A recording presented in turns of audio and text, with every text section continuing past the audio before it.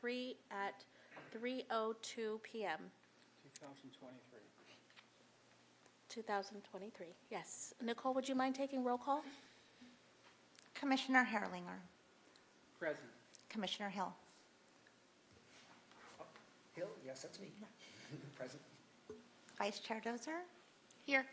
And Chair Rodriguez. Present. Okay, thank you. Are there any changes to the agenda that's requested by staff or commissioners? I actually have a request for us.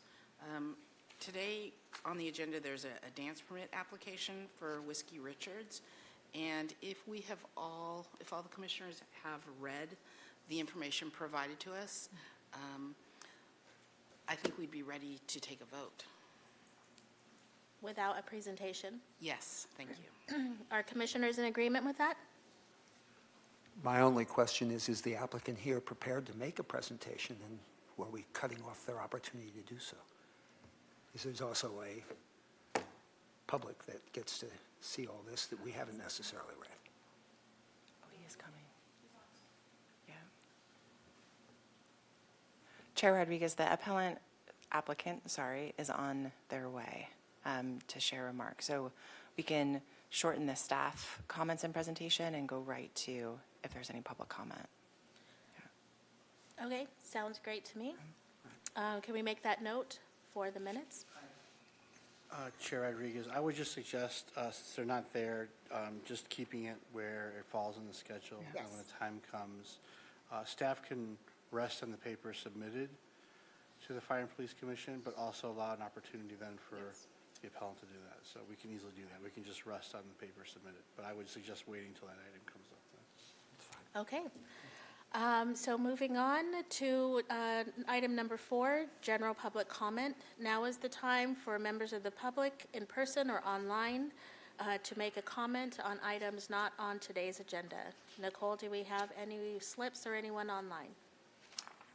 Chair Rodriguez, nobody has raised their hand online and nobody in person. Okay. So we will move to item number 5, approval of the meeting minutes for March 23. Are there any changes to the minutes? No. Chair Rodriguez, no. And any public comment for this item? Chair Rodriguez, no. Do we have a motion to approve the minutes of March 23 Fire and Police Commission? Commissioner Hellinger? We have a motion by Commissioner Herlinger to approve the minutes. Do we have a second? I'll second that. Second by Commissioner Dozer. Any discussion or objections? Okay, so we'll take a vote. We'll take a vote. I'm going to try to have you vote on your screen. So this motion was moved by Commissioner Herrlinger, second by Vice Chair Dozer, to approve the minutes from March 23rd, 2023. And on your screen, if you give it a moment.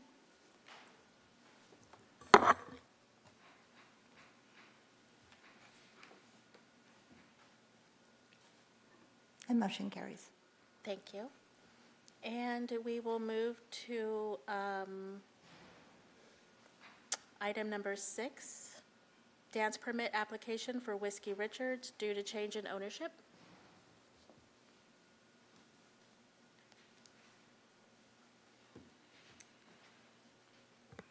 I will be presenting. I just spoke to the owner. They're on their way, but maybe like 5, at the most 10 minutes away. I'm going to be reading off of the staff report. In early 2023, current owners Philip and Courtney Wright sold the nightclub Whiskey Richards to applicants Colin Campbell and Jason Lee Jones.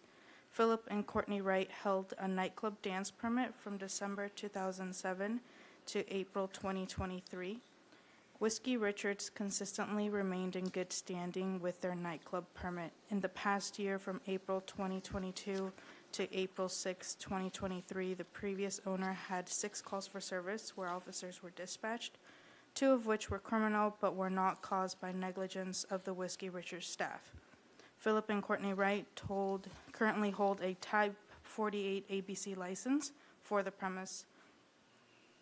On March 8, 2023, an application for a nightclub dance permit was submitted to the Santa Barbara Police Department for the business at 435 State Street, DBA Whiskey Richards, by the owners of the business, Colin Campbell and Jason Jones.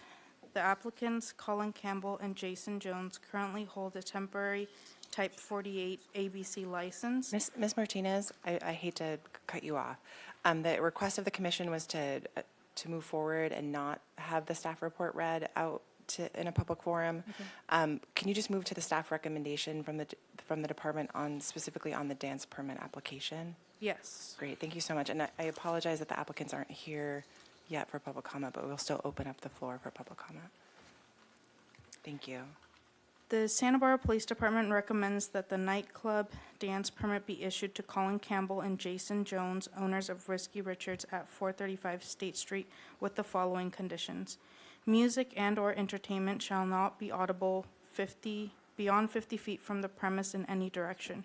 Rear door must be kept closed but unlocked at all times during hours of dancing and may not be used for public entry or exit except in the case of emergency and to permit deliveries. Except in case of emergency, no patrons shall enter or exit the premise through the rear doors. No patrons may loiter in the rear alleyway. No live entertainment, dancing, or amplifying system or device shall be permitted on any patio or outdoor area. Televisions are permitted on patios and outdoor areas. Licensees shall police the area under their control once an hour to prevent the loitering of persons about the premise. Licensee is responsible for maintaining an orderly line of patrons awaiting entry into the premises. The queue of prospective patrons must not block passage of pedestrians on the public walkway, nor may it extend into any nearby street. Do we have questions from commissioners? No. No. And do we have public comment for this item? No public comment on this item. Okay. Do we have a motion for this item? Yes, I would move that we approve the application consistent with the recommendation of the police department on this matter. Wait, there's a person or something. Did you have public comment? Sure. You have public comment? Sure. Do you want to come to the podium? This is your... This is the time to make public comment for this item. If you have a comment, I invite you to the podium so that your comment is heard.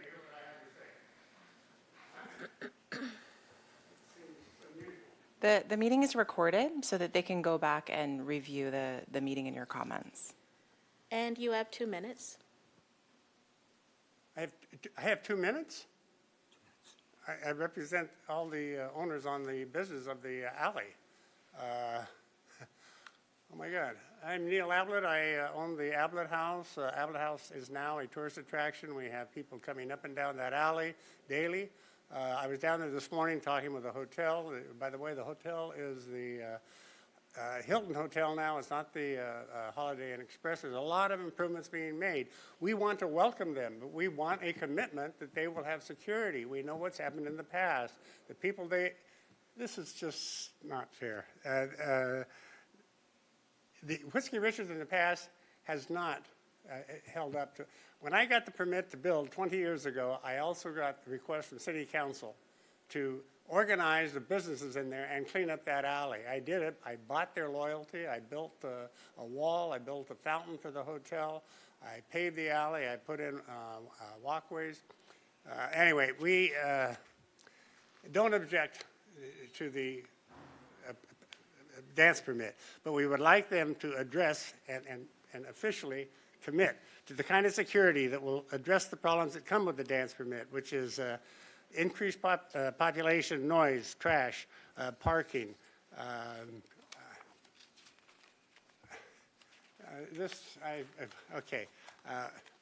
We don't object, but we want a commitment, and we want it not like the time that we're doing now. We have trash piled up there outside right now. They're doing their construction. Okay, we want to work with them, but let's move that daily. Let's not leave it there for months at a time. I've got 12 seconds left. This is, we don't object. We welcome them with open arms. We're trying to improve and upgrade the area, but we need a commitment, and we do not. I got it originally, I didn't get it from them tonight. Sir, if you're able to fill out a public comment slip with your contact information, hi, Barbara Anderson, I work for the city administrator, I can follow up with you. Let's have a conversation. There's other areas that we can, outside of the purview of the Fire and Police Commission, that we can work on. I've done this before Yeah. with the commission, and we had a chance to exchange back and forth. This is like city council. Yeah, it is, yeah, the format of the meeting is. But please leave your contact information written out, and I can grab that from you, and I'll follow up. Thank you. Is there anyone else from the public that would like to comment on this item? And sir, I invite you to come back if you'd like to talk further about not necessarily Whiskey Richards, but the concerns that you have in your area. If you would like to address the commission on that, we'd welcome you back for comment. Pretty well handle it ourselves with the cooperation of the IFA for that. Do we have a second? Chair, just may I interject, just to give the commission some options. So this is not a hearing that requires, I just want to provide some clarification. Usually when you have a hearing, that requires both parties to attend. Otherwise, you can't really have a hearing in absentia, that's what it's called. This is more of an approval process, so you can do that with the owner here, without the owner there. So there's no issues with that from a legal standpoint, for a due process standpoint. At all, especially if there's an approval. So I just wanted to give the commission the options. They can have a motion now and decide to vote on it, or if they want, they can table it and bring it back later to the agenda if they want to hear from the owner. So it's the commission's decision what they want to do.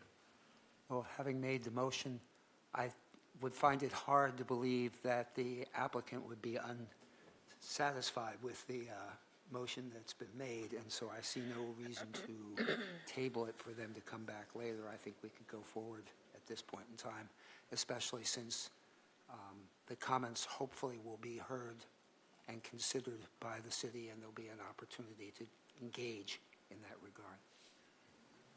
And just a point of comment, we will certainly engage with the public comment piece.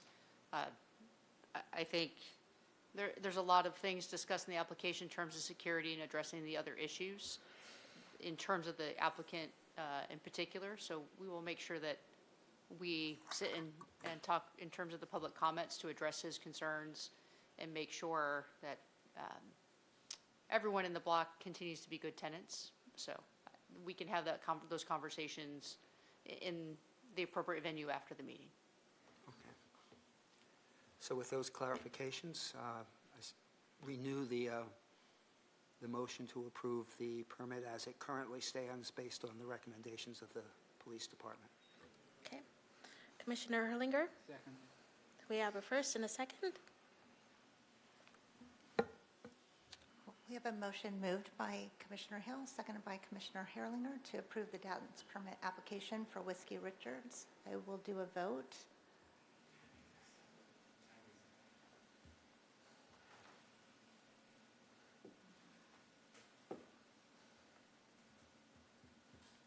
And motion carries.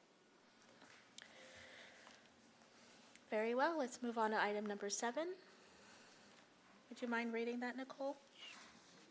Give me one moment. Item number 7, OIR Group Audit of Santa Barbara Police Department Policies, Procedures, and Practices. I'm gonna give it to you.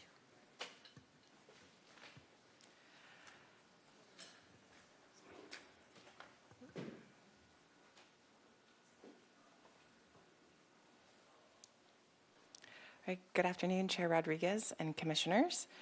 I'm Barbara Anderson, a Senior Assistant to the City Administrator, and I'm joined this afternoon by Police Chief Kelly Gordon and Independent Police Monitor Expert Hassan Aiden of the Aiden Group LLC.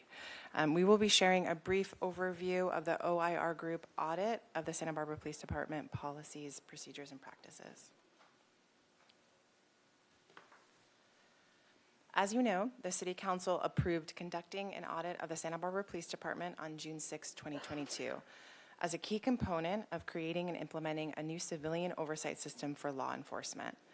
The OIR Group, an independent team of police practices experts, was the firm selected to conduct the audit due to their more than 2 decades of experience in oversight. The initiation of the audit by the city was uncommon because it was unlike other jurisdictions in that we really sought to be proactive. So it was not in response to a critical incident or a publicized case of police misconduct. We really, again, are reiterating our commitment to transparency of the department's policies and procedures, as well as accountability to the highest of standards and best practices. The scope of work for the audit included review of the need for executive development and leadership training, the department's complaint process, use of force training and review, employee retention and recruiting, and general policy compliance. The audit was completed in March 2023 and included 31 recommendations for consideration. We'll be highlighting some of the observations shared by the OIR group in the final report, as well as a handful of the recommendations. We're happy to address any part of the report and answer any of your specific questions at the end of the presentation.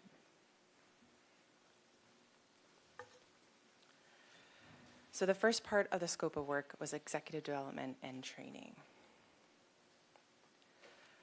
The city recognizes that changes in leadership over the last several years resulted in different approaches and styles that placed various emphasis on certain aspects of the department.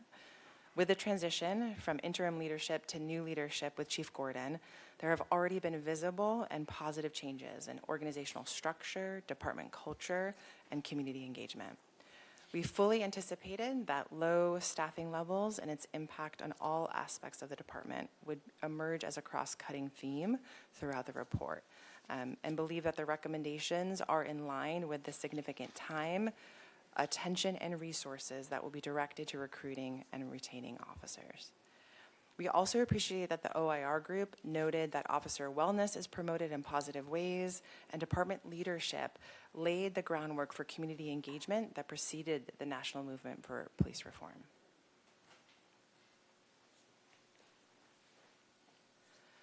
The audit recommends that the police department establish mechanisms to ensure that all its personnel and its supervisors and managers in particular engage in regular forms of professional development beyond mandatory state training requirements, with an eye toward increasing their own skill and expanding the agency's capabilities at the leadership level. This is one of the highest priorities for Chief Gordon and the department, and you will see resources being allocated specifically to meet these objectives in the department's recommended fiscal year 2024 budget. The OIR group also highlighted initiatives and programs that focus specifically on community-based field training and relationship building with local community leaders and organizations, and encourage the continued prioritization on these efforts. We wholeheartedly agree, and as the Commission has already experienced, community engagement programs like Coffee with a Cop are back from being paused during the COVID-19 pandemic, and youth programs like the Police Activities League continue to expand their reach and impact. The next area of the scope of work was the complaint process, both internal and external to the department. The audit specifically highlighted that the volume of external complaints received by the police department is generally low, and noted that the community is largely supportive of the department's work. OIR Group's review of actual department operations in the field reflected not only a high degree of competence by the department's personnel, but also a regard for service and respectful interactions with the public. As the Commission learned during your last meeting, the department has a detailed personnel complaint policy that is available online as part of the department's policy manual. It also includes a policy statement that the department takes seriously complaints about its services and the conduct of its officers. More recently, lieutenants from the respective officers' units of assignment have been incorporated into the assessment and decision-making on the discipline process, which is consistent with the notion of effective discipline as an organizational priority for which responsibility should be shared within the managerial team.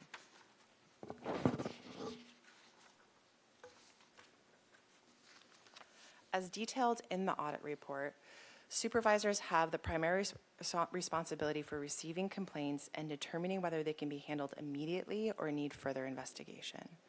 The intake process is also documented and tracked, which gives accountability to the intake supervisor's decision-making and allows for even low-level concerns to be monitored in case they become trends or warrant non-disciplinary interventions.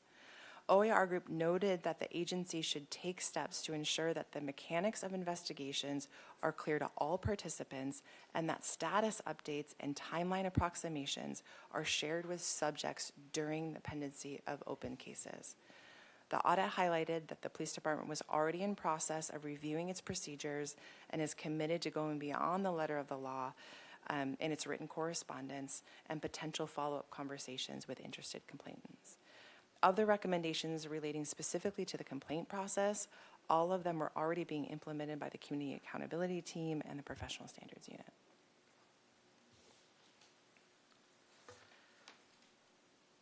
The next component was use of force training and review. The audit highlighted the extraordinarily low number of use of force incidents and stated that overall, the department does not use force often, and when it does, the type of force is relatively minor. OAR Group reported that the overall numbers are not surprising, given we heard from several sources during our meetings in Santa Barbara that there's a culture that supports restraint and de-escalation of conflict rather than reliance on physically aggressive policing. In many cases, the OAR Group noted, officers display an impressive amount of patience in encounters with individuals in mental health crises.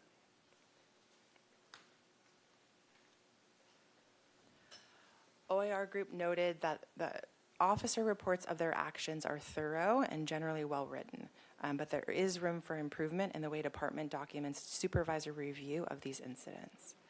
These include specific reference to de-escalation tactics or strategies employed, either actions officers took in an attempt to de-escalate or when they could not make such efforts. The department has recently implemented a requirement that supervising sergeants are to complete a use of force memo that will provide a summary of the incident, document the interviews of the subject of the force and any witnesses, and make findings and recommendations about whether any remedial measures are needed.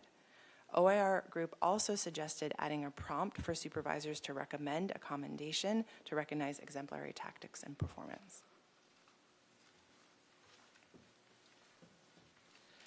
The last component was specifically to employee retention and recruiting. The audit emphasized what we all know to be true, that law enforcement agencies across the country are facing unprecedented challenges in hiring and retaining officers, and that Santa Barbara is no exception. The department has seen a significant decline in the number of people applying to the agency over the last 6 years. The report also accurately captured that the challenges of recruiting for law enforcement jobs in general are exacerbated in Santa Barbara by the high cost of housing, coupled with the distance between Santa Barbara and more affordable cities. Despite these challenges, the department is excelling in recruiting more female officers. Among the current officer ranks, 27% are women. This is significantly more than the national average of 12%. Though OIR Group focused specifically on gender, we do want to acknowledge that the diversity of the department goes beyond gender lines. Chief Gordon continues to prioritize building a culture of inclusivity within the department and more accessibility in serving our broader community. The OIR Group uplifted and encouraged continuation of several proactive and innovative approaches that the department has implemented to address some of the difficulties in the current hiring environment. This includes helping to address the financial burden caused by the wait time between identifying an officer the agency wants to hire and the start of the next available training academy class. They've done this by employing newly hired but not yet trained recruits in temporary civilian assignments. The audit also recommended that recruitment strategies be updated to evolve with the changing nature of police work. The priorities of the department also align with this recommendation, and we anticipate sharing some of the new recruitment and retention strategies with the commission later this year. So now I'll turn it over to Chief Gordon to add her leadership insights and reflections on the audit, and specifically on the OIR Group's recommendations. Good afternoon, Chair, Commissioners. It's a pleasure. So, as you all know, I've been here, I think we're going on 7 months now. Wow. You know, when OIR came in, I think I had been here a whole 2 months and was already starting to make my own assessments as to some of the very same things that OIR looked at. specifically, as the new chief coming into the department, there are some particular things that are of particular interest, such as use of force, complaint process, hiring and retention. So many of the things that OIR was coming in, we were already doing our own evaluation of as they came in. So their recommendations are very much in alignment with many of the changes that we were already undergoing as a department, and I wouldn't even call them changes. I would call them more just updating some of our procedures. We did do use of force investigations, but they just weren't documented in a clear format. So as you know from the use of force presentation we did at last month, I think it was last month, it all starts to blend together. And we shared with you the new use of force format, including de-escalation. We're using a de-escalation flag to specifically identify incidents besides use of force incidents where de-escalation is used. So there are many things that we were already in the process of that align with the OIR report. We know we have a recruitment and retention challenges. We are actively working on it. In a little bit, you will also get our budget presentation, and recruitment and retention is one of our biggest priorities moving into the next year.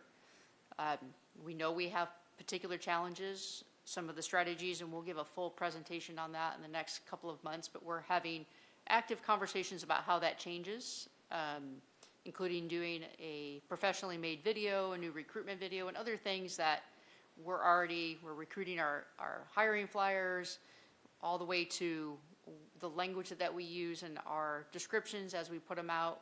So it's an overall effort. There are only so many things that we can control. We know that once we get folks in our doors, so to speak, they will appreciate the culture that we provide. Simple things like at the physical agility test, myself and Assistant Chief Kushner try to attend it. They're usually on Fridays, and we're both usually in the office, and we try to go. In fact, I think Assistant Chief Kushner did some push-ups with our, and I know I have a photo. But that's not something that you typically see with other departments, is that personal interaction from the very beginning. So those little personal touches are things that we are adding to our recruitment strategy, and when it comes to retention, broadening our officer wellness program and other things, and looking what those opportunities are. And it's going to take time, it takes effort, it takes resources, but those are all the things that we're committed to. But the big thing is we're committed to those that already work here as well, and making sure that one of the topic is leadership training.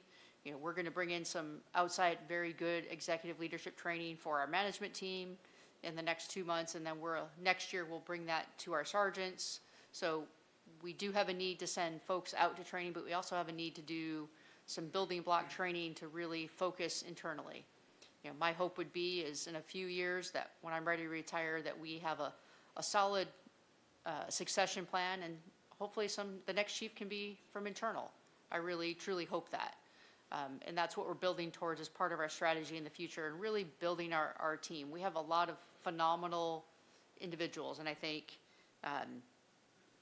what makes it even better is when we all work together as a team and we're not individuals. So that's what we're focusing on, is that team environment, building that team, and the community benefits from that. When we have a healthy culture internally, that translates into what we call, if you look at 21st century policing, or you look at procedural justice or constitutional policing, whichever terminology you look at that, it starts from within, and that translates into how we treat the community. So that is a big focus for us, and will continue to be. I am pleased with the report overall, because I think it highlights the good work and the good team of the department that has been doing phenomenal work despite significant challenges of staffing and pandemic, and we know how those challenges affect us. We're going to have some hard conversations, when we present the budget in a little while, because there's other hard decisions to be made.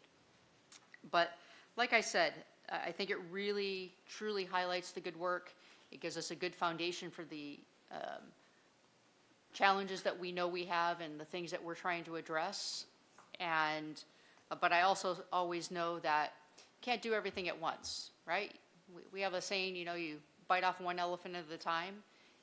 so that's part of this. You know, there's 31 recommendations. I think 19 of the 31 we already have addressed. You know, City Council approved new equipment for us that includes new tasers. So that'll be implemented, I think, probably timeline-wise will be the first of the year that addresses one specific of the topics, because we're committed to not just going to the next level, but to the best level. And so that's why we chose the tasers that we chose. We didn't go with the model here. We went for the model here that will address a lot of the issues that were identified just in that one recommendation. So we're very cognizant and really trying to make good decisions based on that. You know, there's things that we're doing. We're already evaluating our evaluation system. It's already something that's in the process. In a couple months, when we do one of our other presentations, we'll bring in, you know, and you can see the matrix. And it's not really a matrix anymore. We've gotten away from a more of a 30-page checklist to a more meaningful evaluation is what we're moving towards. We haven't implemented it yet. We'll share that with the commission so you can see how we're doing that. You know, we're going to continue, as we've always done, to include the community on all of our new hire panels, as we have done for the past, I think, 3 or 4 years. We are including community panels members on our promotional processes. We have an upcoming promotional process that will be once again including the community on. So we have no intention of not doing that. I will tell you that I appreciate OIR's insight on gender, but it's more my goal, not focusing on gender, to make sure that we are actually inclusive and equitable all the way across the board. If you look at our percentages in terms of everyone that we employ, our percentages actually align with the community very, very well. It's actually almost within a percentage or two of what the overall population of our community is what the makeup of our department is, which is, quite frankly, not the norm always. So we have a very inclusive and diversified department, and our goal is to make sure as we make promotions, as we make specialty assignments, that everyone has an equal opportunity to do so. And we're picking the best and most qualified, but everyone has the same and equal opportunity. And that's the important part, is that we're inclusive all the way across. You know, we've hired a great number of females in the last 5 years. You'll see them, you know, getting those specialty assignments as we move forward. We have 3 female detectives right now. We have a female in our community action team. So it's not that we don't.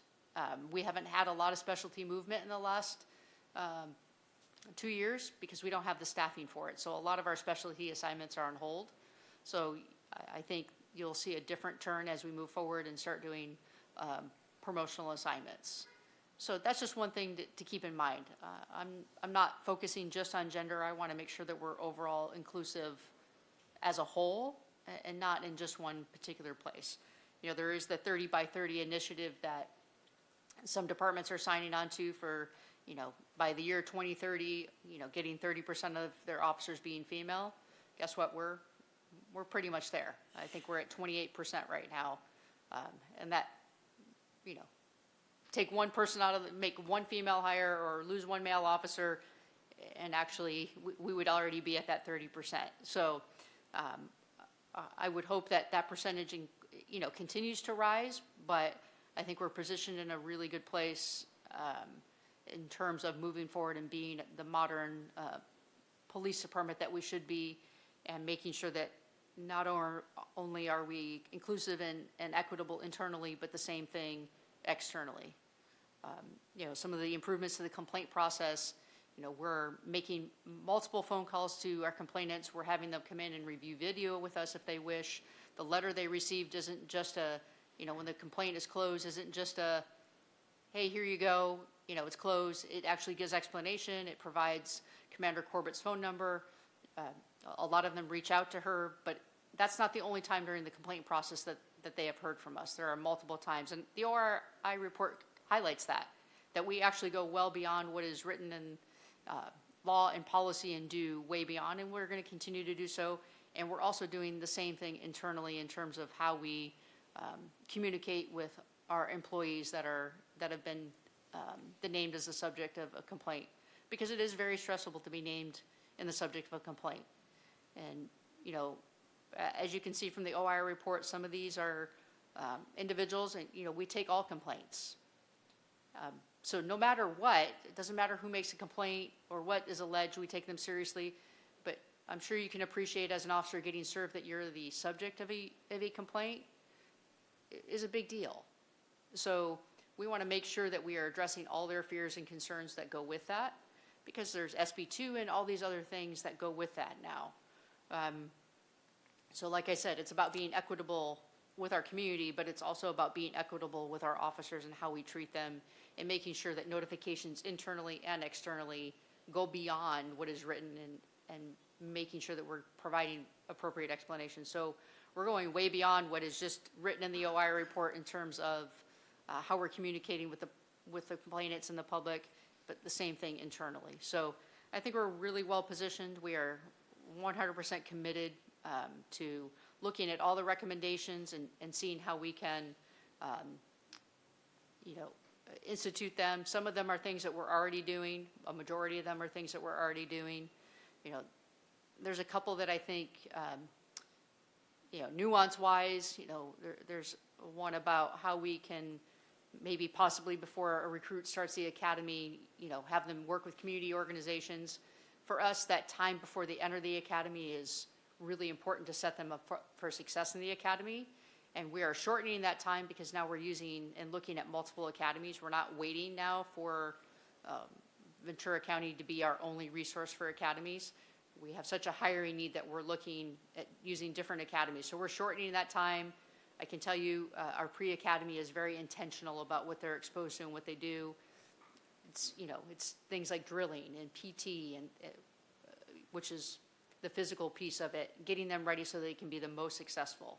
You know, we've added a family night to have all the recruits' families come in and get to know us and all of the other families as a group before they start the academy. So all those pieces are super important. It's not the community piece is not, but that piece is more important for when they get out of the academy. And we actually do a whole week where they spend in post-academy with different members of the community. So it's not that we ignore the piece, we do it at the end. So those are just some nuances in terms of, I think, what meets the best needs of the department. So we respect all the recommendations, we're looking at them. There's still a couple that we're looking to see how we can accommodate. You know, there's a recommendation about the pointing of the firearm that is actually you know, already addressed in our policy, as far as, and it's actually by case law too, you know, pointing to firearm and by law is a use of force, but it's how we document that. If we did a use of force report, a full investigation every time an officer drew their firearm, that would be and Mr. Aiden can speak to that, you know, at a national level with that would not be what's in the best interest of the department or the community. But yes, it is a use of force, and yes, we do have a way in which we document that, and we're just looking to see how we can track it more effectively. We're just not sure what that will look like at this point. We have to make sure that we don't create a process that is overly burdensome and cumbersome and has unintended consequences. So we're looking at each of the recommendations seriously and how we move forward. We appreciate the Fire and Police Commission's input, but overall, I'm extremely pleased with the results and how everyone's reacting to this. So, Thank you, Chief. I'm also going to turn it to Mr. Aiden. He's also carefully reviewed that audit report and has already provided really valuable perspective to support the Santa Barbara Police Department, the City Administrator's Office, in our commitment to be proactive, as well as evolving to meet the new standards and expectations of the community. So a brief introduction from Mr. Aiden. Yeah, that would be great. Good afternoon. Traveled all day to be here from Central. I was in Kansas City on a trial this week, but I'm thrilled to be here. And just want to give you a little background on my experience and the work that I do across the country and internationally. 3 decades in active policing. I'm a retired police chief spanning 2 states, 2 police departments, Alexandria, Virginia, Greenville, North Carolina. After I retired, I was appointed director of the International Association of Chiefs of Police.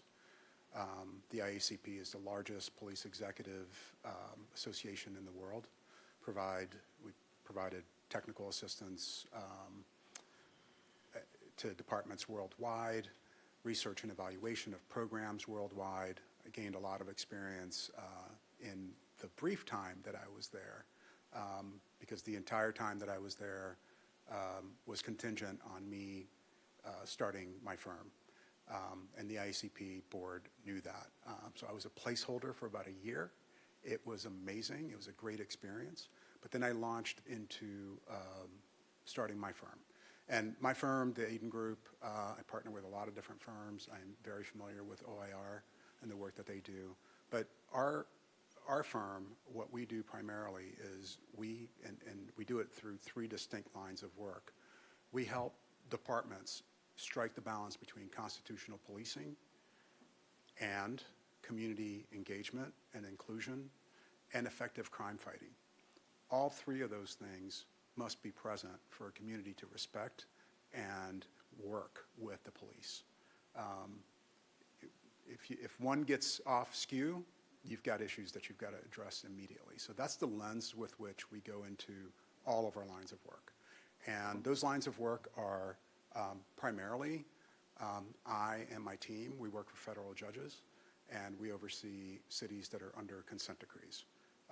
Those cities are and were, some of them are out of the consent decrees, Seattle, Cleveland, Baltimore, Chicago, and then we're affiliated with some other monitoring teams where we don't directly report to the judge.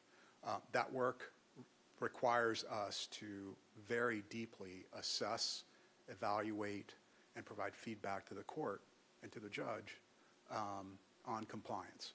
So it is a version of this where you have recommendations, except those are court-ordered, and the department has to comply. And there have to be proofs of compliance through assessments and other ways. The second line of work is we provide counsel to state attorney general's offices. Even here in California with the California Department of Justice, we work on pattern and practice investigations on police departments that may be experiencing patterns and practices of unlawful, unconstitutional behavior. We do that in multiple states. That is a line of work that it's a difficult line of work, particularly, and I don't mean the task of investigating, but trying to get attorneys that are not familiar with how to investigate and navigate police departments sort of into that mindset. It's a very different kind of investigation than other sort of consumer and other investigations they might be involved with. And the third line of work is one that I personally prefer. It's my favorite. It's the one where police departments and cities such as Santa Barbara want to voluntarily get better and want to voluntarily learn and really just get on the path of a continuous improvement. They could already be at a very high level. Many of them are. Santa Barbara certainly is. But the critical self-assessment piece is something that has to be learned, and it's often done through sort of an independent person that is able to work with the department on getting there. And those, the departments run the gamut from major city departments to very small, rural, tribal departments. And that's essentially our line of work. So I'm thrilled to be working with the city. It's a beautiful place. I came from, is anyone here from Kansas City? Came from a place that was slightly different than this. But I'm truly excited to work with the team here. With regard to the OIR report, I'll start, I'm going to be very brief in my observations. I've done a very deep dive and have worked with the team on feedback. I thought it was generally a positive report. And if you've read OIR reports, they're not all that way. So they don't just say, you're good, or you're going in the right direction. They call it as they see it. And I think that they were accurate in the way that they portrayed their observations in the report. The second piece is, it was clear to me that many of their recommendations were already underway. I thought that the chief, as soon as she came in, as she said, there are areas that if you come in as a new chief, you're looking at them from day one.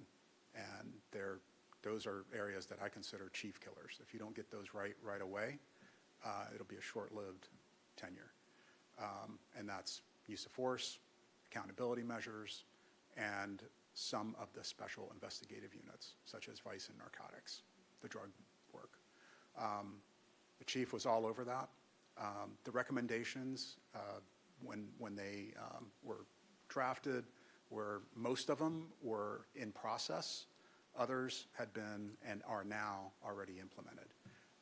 So I think that that's a great start. I think this report is a start. It's a start. Continuous improvement goes much deeper, and continuous improvement goes at some aspects that aren't covered in that report, and that's department culture. And department culture, heard this many years ago, eats policy for lunch. So that is the focus, and that's the hard work, getting these implemented, and then taking a deeper dive, looking at the culture of the Santa Barbara Police Department. Thank you. Thank you, Mr. Aden. I appreciate that. And so we are all here, available for your questions, increased comments, and areas that, again, can be brought up and highlighted as areas that you want to make sure that we prioritize moving forward as a commission as well. So thank you for your time today. Questions from the commission?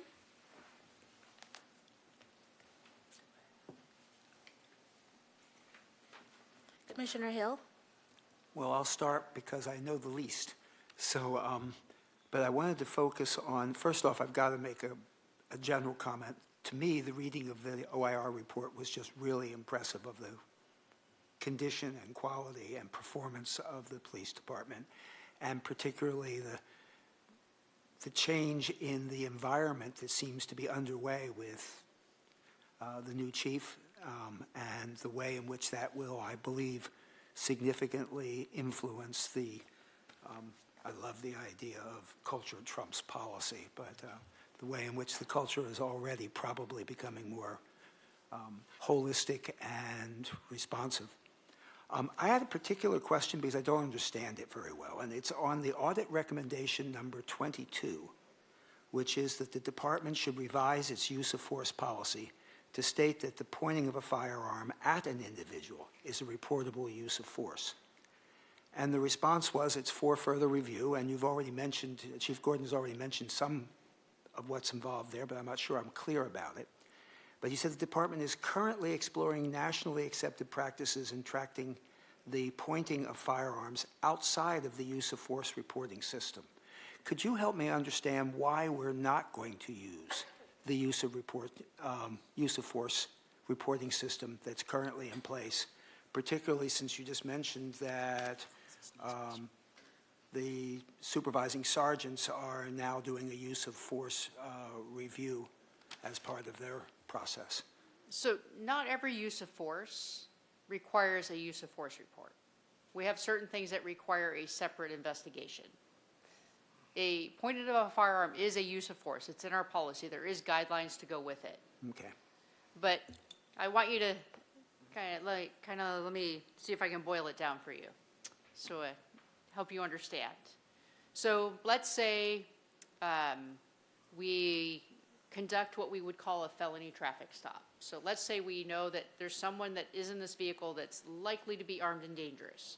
So we do what we call a high-risk stop.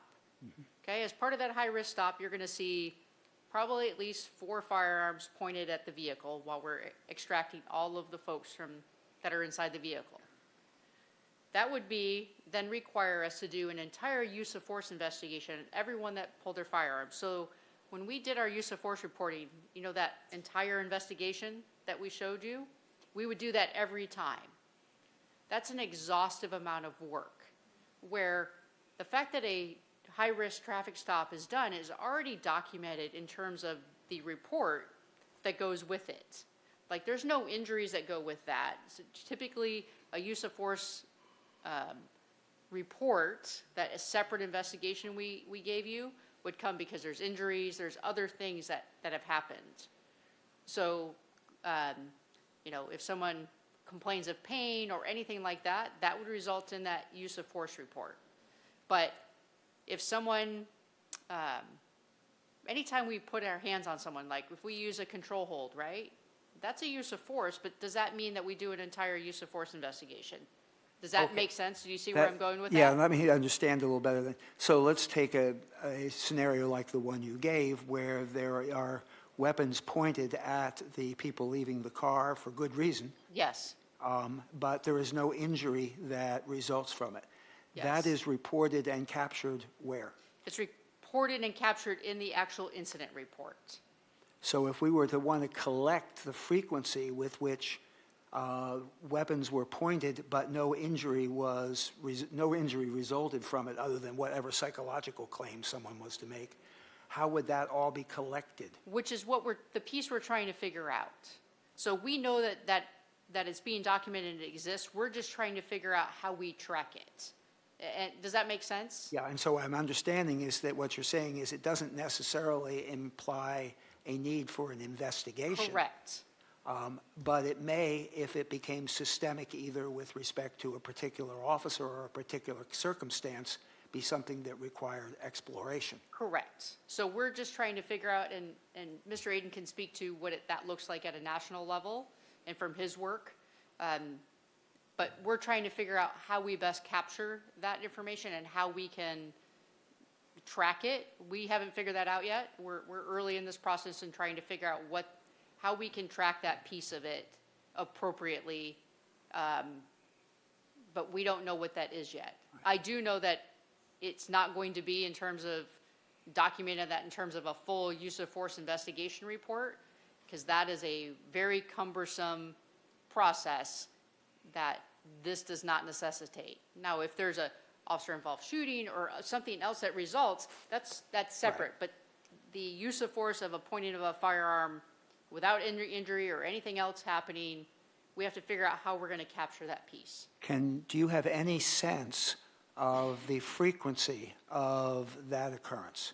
I don't have a sense of that frequency because there are other exceptions. And like I said, Mr. Aiden can speak to this because sometimes that can be when we're clearing a house, right? You draw your firearm to do a building search. We have to figure out how we're going to capture that and what that metric is. And I don't have the answer for what that's going to be as we move forward. Because like I said, there are other things that we want to make sure that officers aren't randomly pulling out their firearm and using force. You know, I can tell you, I think we'd end up with a series of complaints and other things that would result, but we just have to figure out what metric we're going to use and how we're going to track that effectively. And like I said, I think Mr. Aiden can speak to what that looks like on a national level. Before I hear about it on a national level, just one last step on this. If we were to look at last year, and we were asked the question, how frequently was a firearm pointed at a civilian without any other physical force or injury involved in the circumstance, how would we find the answer to that question? We couldn't find the answer to that question. Okay, thank you. We haven't tracked it that way up to this point. So that's why this would be a new tracking mechanism that we don't currently have. We know that it's documented and that it exists, but that would mean going through 45,000 reports. Exactly. Okay, thank you. So I think that recommendation stems from investigations that are into departments that are actually under a pattern and practice investigation.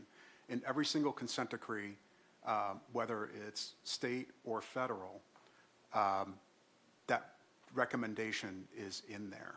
And I believe that's where OIR got that from, and departments are mandated to actually do a full-blown investigation. And that's because of their pattern and practice of using force and using excessive force and using inappropriate force. So that's one bucket. The most common with departments that are not in such a condition is to track it, A, to have it in policy, B, to track it somehow and be able to actually do exactly what you said, to be able to say, we've had this number of this type of force. And that's easy. That's a data issue. But then there's another reason to track it, and that is if you have, it's to also identify officers that are overusing the pointing of firearms. So somehow to tie that into some sort of an intervention and a look, maybe it's nothing. Maybe they just are running into a disproportionate amount of situations that require that. But evaluating officers, apples to apples, if you work midnights, looking at officers that work midnights, because those situations are going to be somewhat different than officers that work days. But to have some way of telling whether an intervention is necessary, whether it be a deeper look at the use of forces or training, there are a lot of interventions that can occur. So capturing it, being able to identify the officers, and being able to use that data for any other requests that come in, I think it's very important, and it's underway. Okay, thank you. That helps me a lot.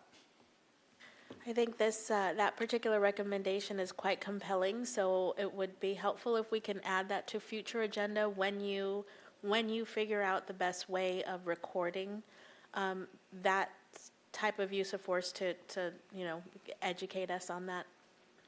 Absolutely, and I mean, it's one of the items that we can clearly, as we work through this, include in our yearly report. So it's certainly something that we can report back on.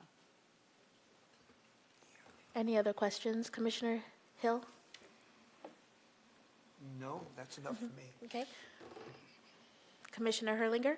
I just had a question, Mr.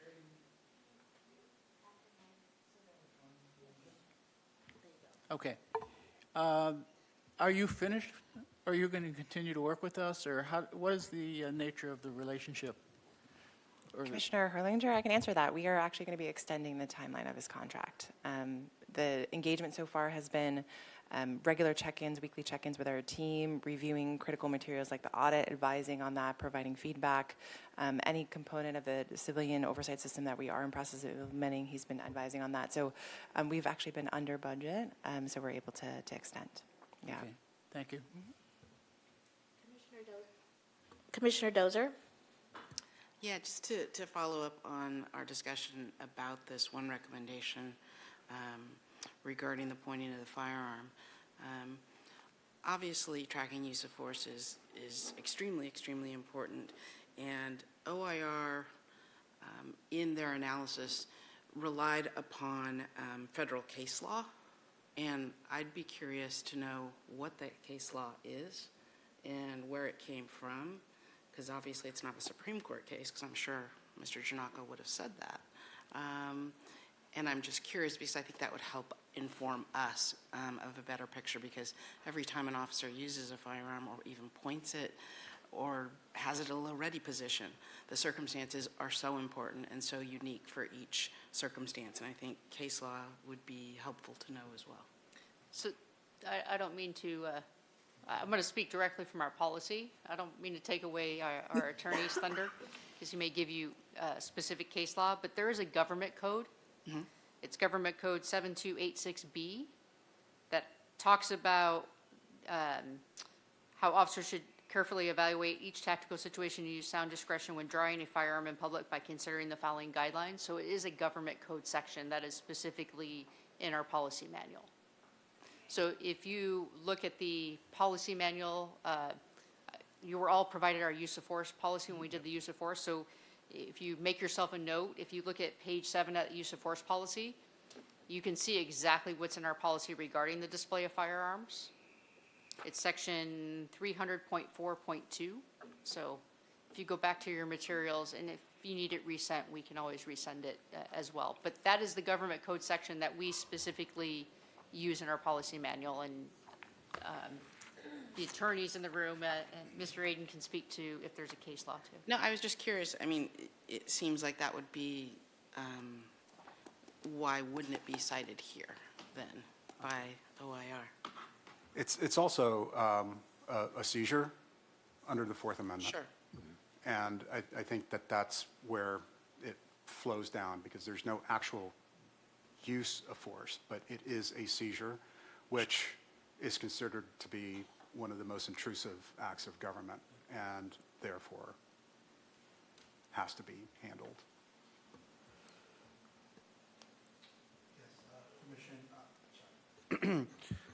Chair Rodriguez, Commissioner Dozier.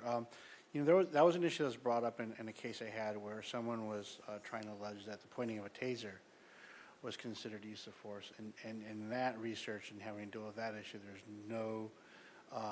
there's no reported case that says the pointing of a taser is considered use of force. There were 2 circuit decisions in the Midwest that actually said the opposite, that would not be considered.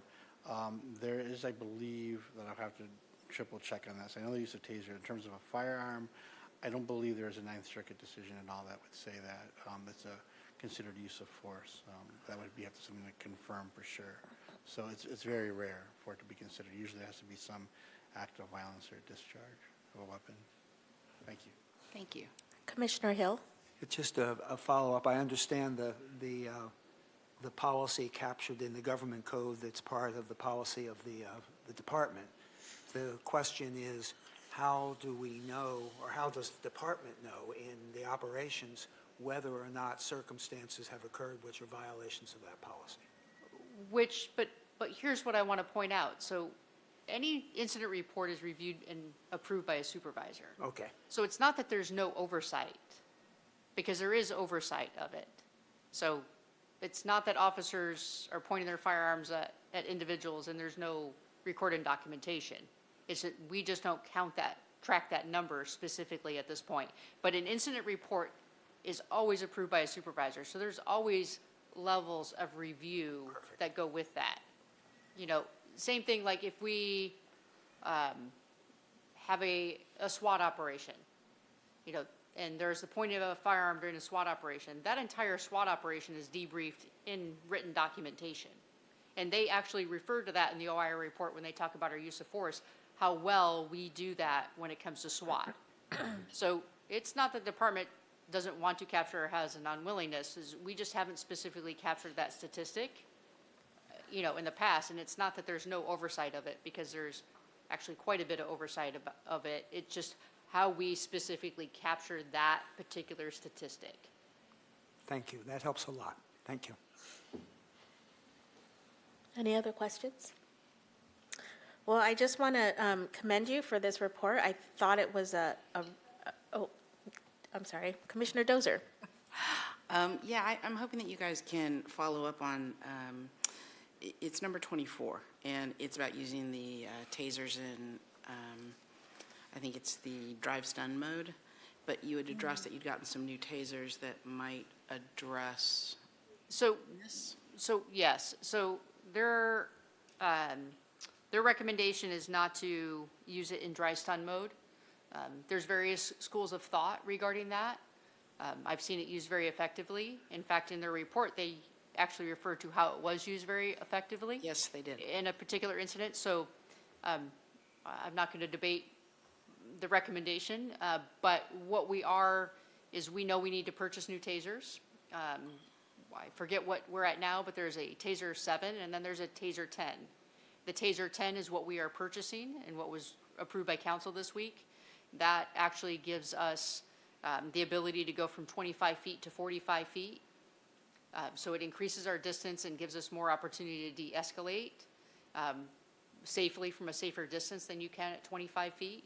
So that new capability has multiple, I don't like to use the word multiple shots, but multiple darts. So it allows for an additional discharge of more darts versus one cartridge. And then right now you're one and done unless you change your cartridge. And so it does not have dry stun mode. So this will be This will not be even available to our officers once we move to the new tasers. Like I said, that will probably be January, and all officers will go through new training on the new tasers. So this will be not just our normal remedial training, we will do specific training for the new tasers. What I don't want to do is suddenly make a change to a policy right in this moment that then we're going to make another change because everyone have to be retrained. And that's where you start getting yourself, I think, in my opinion, into trouble because that's when officers, you know, muscle memory and all the things that we practice, then that becomes more difficult for them. So we will make this change when we switch tasers. We actually only use the taser 6 times the entire 2022. We don't have a high usage of the taser. And like I said, the case that they pointed out in the OIR report, we actually used it in dry stone mode very effectively. So I think there's different perspectives on that, but we're going to make that change to policy when we go to the new tasers. Like I said, we'll do the purchase order, but I think it's going to be probably January before we take delivery of them, and then we'll train the entire department on the new taser. Do you have any concern of not having a taser that you could use drive stun? I think the mode? new technology in the 10 outweighs not having that ability. The new 45 feet and the other things and the new technology that it provides, I think outweighs not having that dry stun mode. So I think when you look at the totality of it, I'm very confident in what that new taser will provide for us. Like I said, because the difference between 25 and 45 feet is a huge difference for us. The multiple darts without reloading cartridges. So there are some significant advantages that allow us to do additional de-escalation and other things that we can't do now. So that's why, that's where we're moving to, is going to be the newest technology. Thank you. So I was really happy to read this report that half of the recommendations were already implemented and the other half are in the process of being implemented. And I think that says a lot about your experience, Chief, with your experience on post, with your experience being a chief in other departments. So I just want to thank you for coming in and seeing areas of improvement and acting on that right away. I also really appreciate the language of de-escalation. Coming from a community, growing up in a community where we feared police officers, we heard a lot about the harm that police officers caused. So I think it's important for vulnerable communities or communities that have a history of a negative interaction with police to hear about the de-escalation that takes place and how that is more common than use of force. So thank you for highlighting that language. I wanted to ask a question about the, well, first, I want to commend that this department only had 2 officer-involved shootings in 10 years. That is wonderful to hear, considering the enormous amount of national news that we hear about police-involved shooting. I am curious about the 2019 one. That seemed to, I think I know what it is, but that seemed to kind of, I don't think many people heard about it. Can you share more about that one? No, I cannot. Because it's a closed case? No, because or- I wasn't here for that. So I don't want to speak to an investigation that I was not part of. Okay. I don't want to also put any of my staff on the spot without having, I don't want to put them on the spot assuming that they know. They were all in different positions at the time. So I cannot answer that question. The city attorney may be or may not be able to, but like I said, I don't have information on that 2019 shooting. And Chair Rodriguez, we can absolutely discuss talking about it at a future commission meeting. Okay. Also, the report didn't mention that complaints can also be filed at City Hall, the city administrator's office, and the, this commission. So for the public, for the public's knowledge, that you don't have to just file a complaint at the police report. I think that's all of my questions. Most of them were already answered, so thank you very much. It's a pleasure to meet you. Great to have you here. Any other questions from the commission? Okay, we can move to the next item.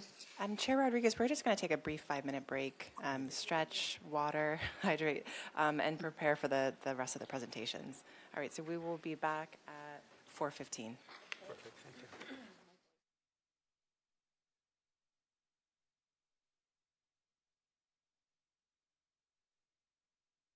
And we are moving on to item number 8. Would you mind reading that? Yes, item number 8, fiscal year 2024 budget review for the Santa Barbara Police Department.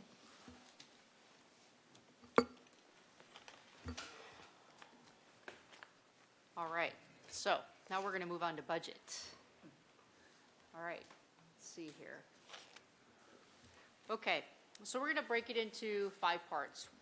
I know up until now, we haven't really gone over our organization of our department, so we're going to just give a brief overview of the department.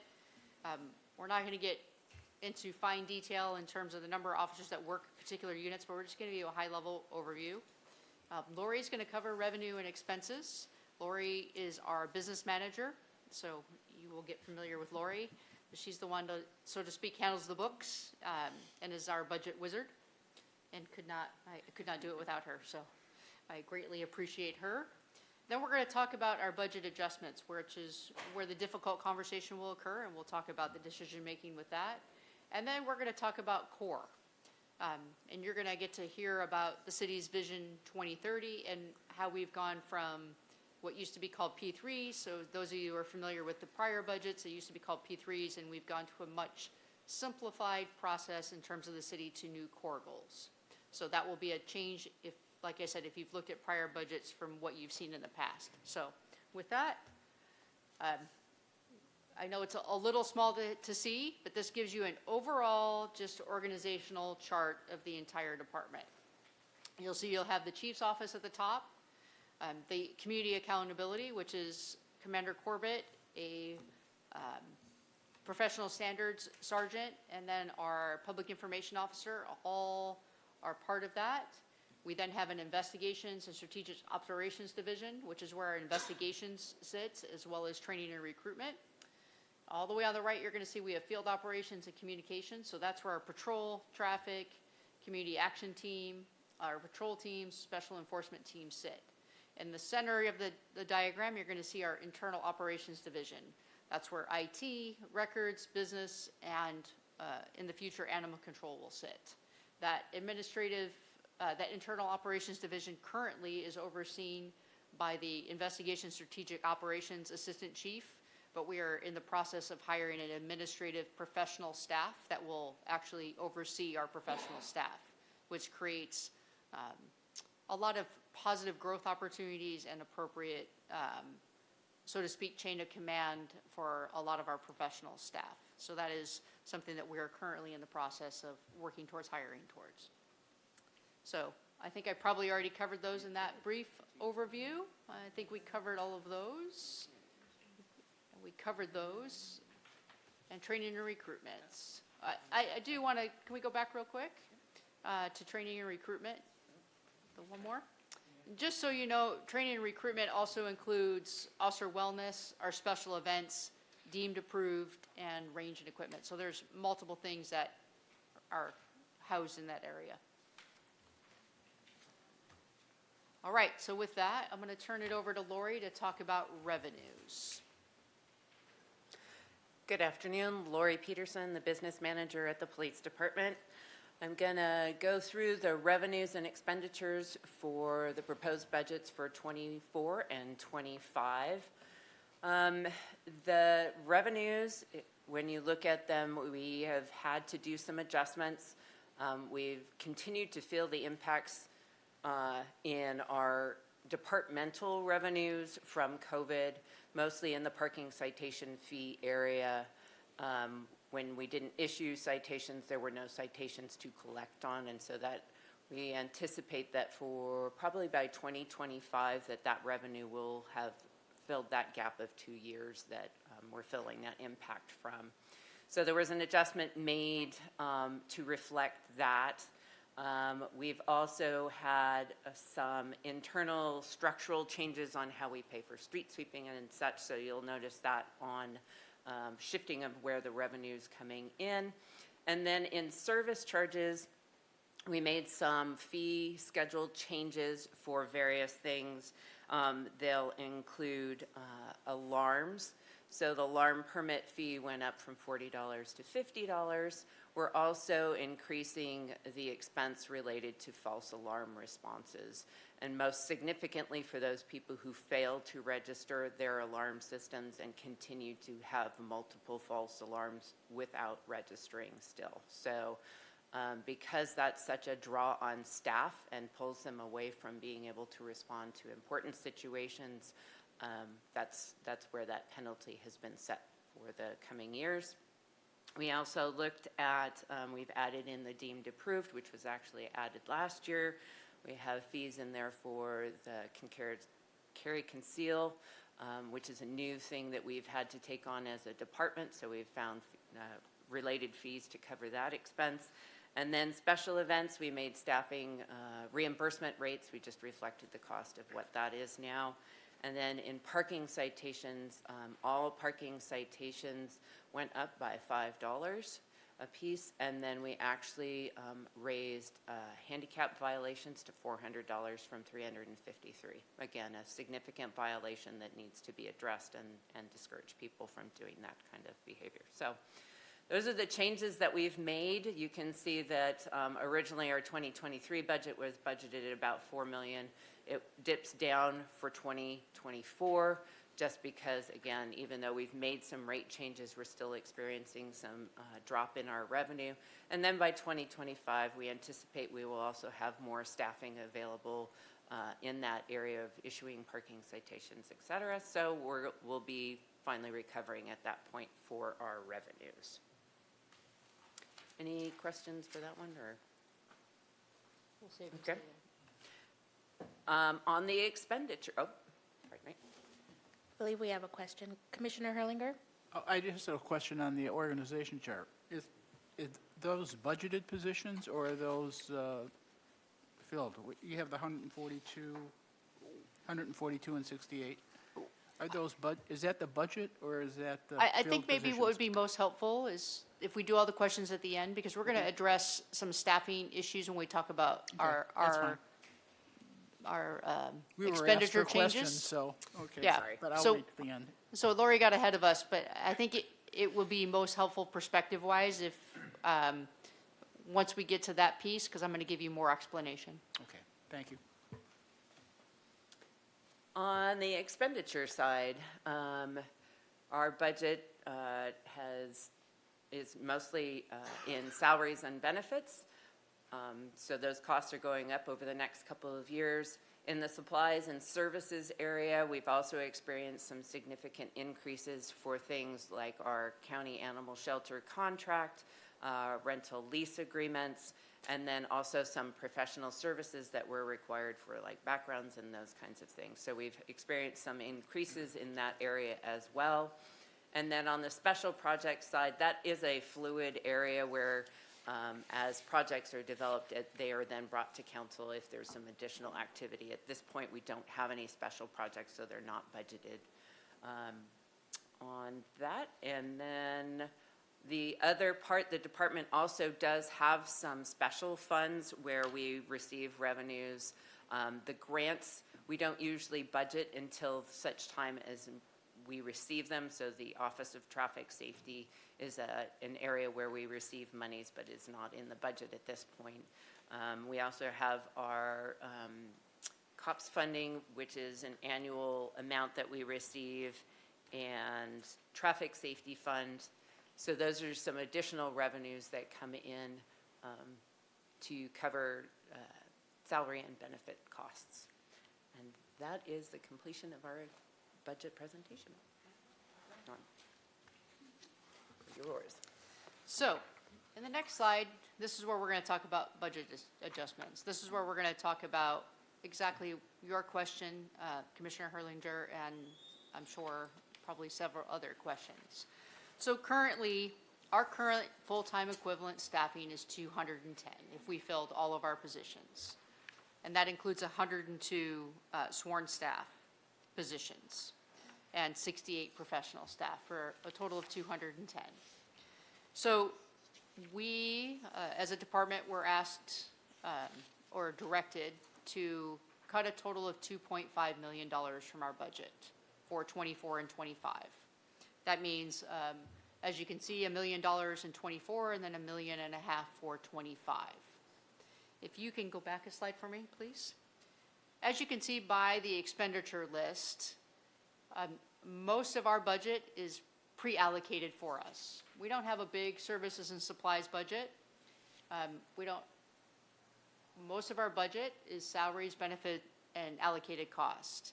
Like the increase that you see in allocated costs, that's for such things that we have no control over. It's like what we pay to HR, what we pay to city IT, what we pay to public works. Those are all fixed costs that are done by a city allocation method that we don't have control over. So when it comes to, the salary and benefits, clearly those are set by MOUs. And then you have the allocated costs, and you can see, for 24, it's only $3.6 million at services and supplies. And like Lori referred to, most of those are already contractually set.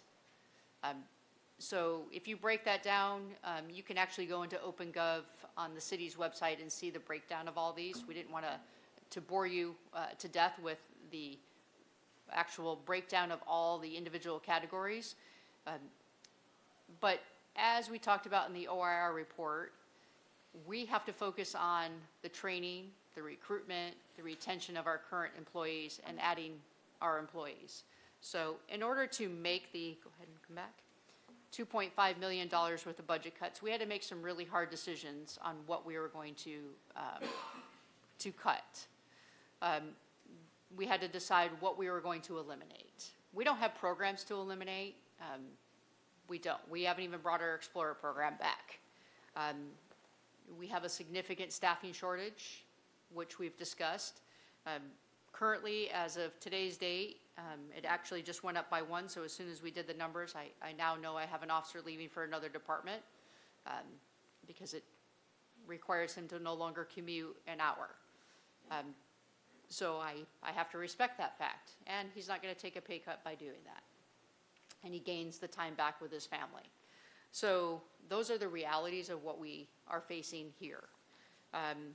And in last year's budget, before I got here, we held 3 positions for 6 police tech positions, which we're going to continue to hold. So those aren't reflected here because those are already done. But at this moment, we have, the way in which we do it, we actually have 24 vacancies for sworn positions. So that's a big number. So when you see what our recommendations are in terms of the budget, with what we had to cut, we had to make hard decisions. We can't cut training. We don't have a big training budget to start, but as in the OIR recommendations, we have to allocate that money in order to be and to take care of those that we have to continue to provide that training. Let's just say we cut all of our services and supplies and took it all out of that $3.6 million. We all know that you can't run the department and pay for all the services and supplies with $1 million for a department our size. There's not that kind of thing. Those are contractual services that we have. So that left us to look at internally what we can do.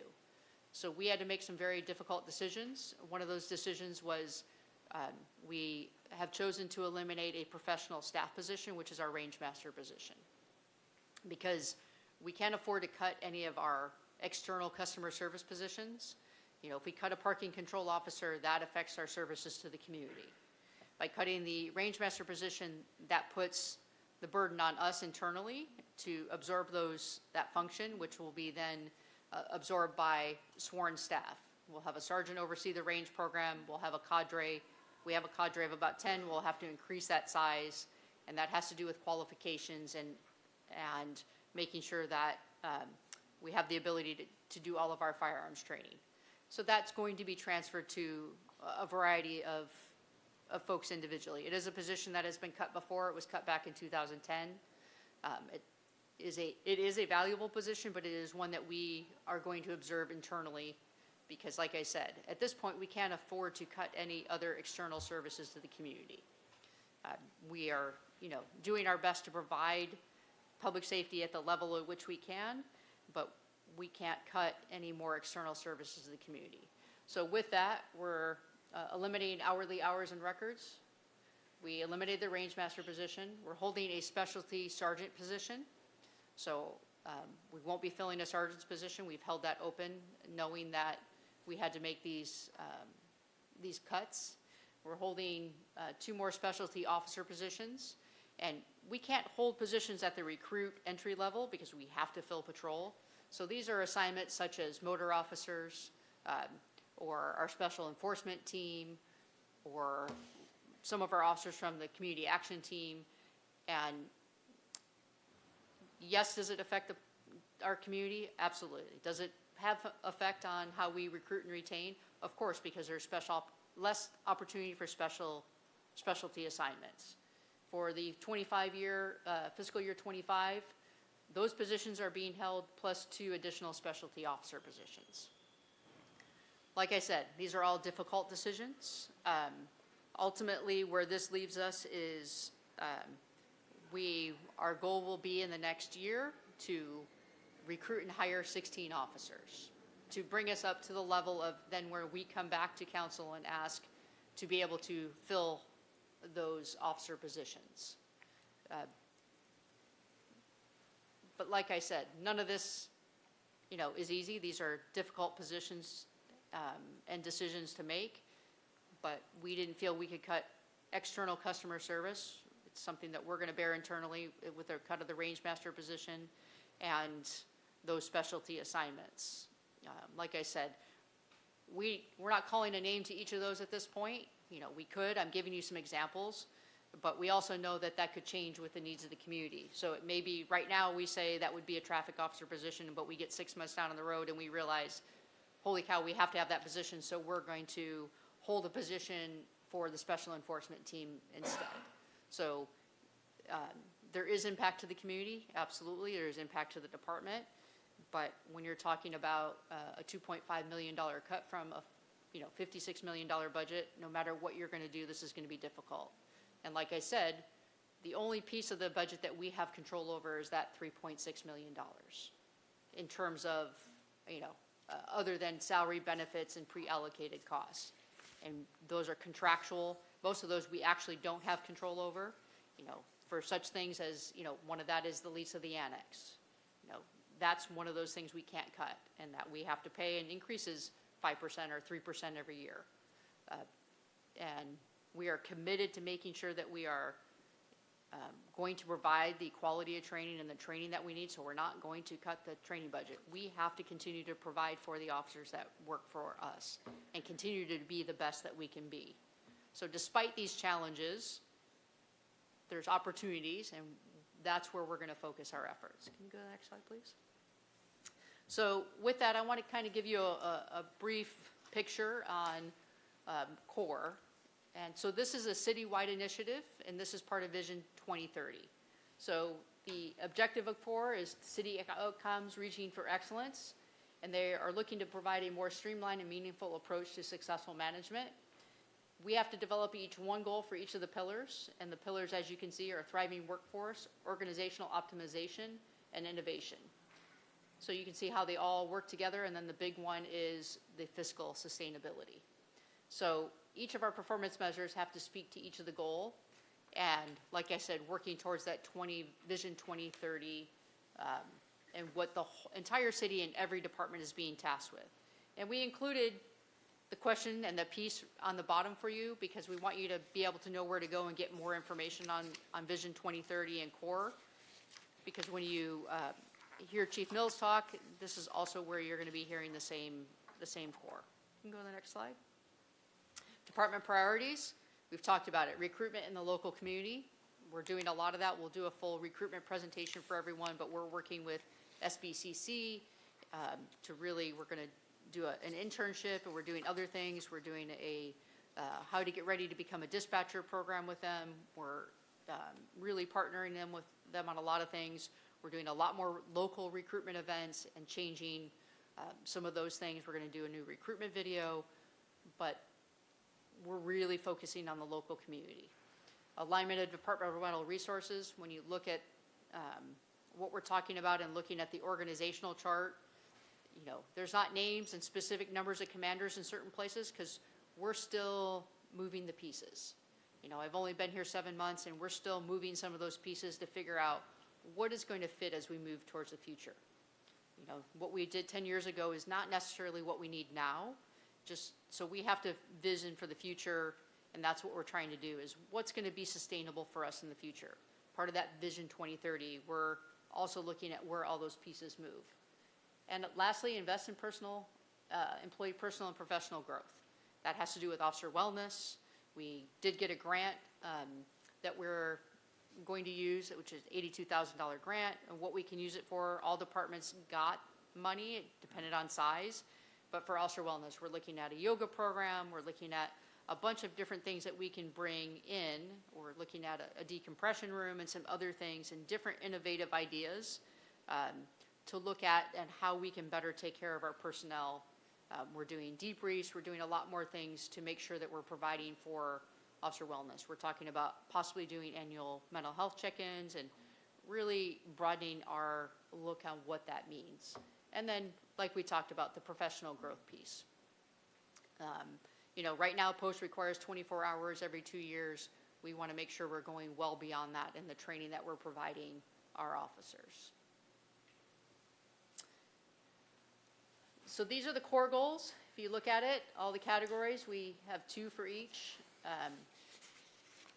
It all goes to speak to what we just talked about. I'm not going to go through each of them individually, but if you look, you know, even if you look at the last one, support personnel and professional development of all members of the police department, continue to prepare competent and compassionate leaders. So we're going to have all sergeant commanders attend use of force investigation training.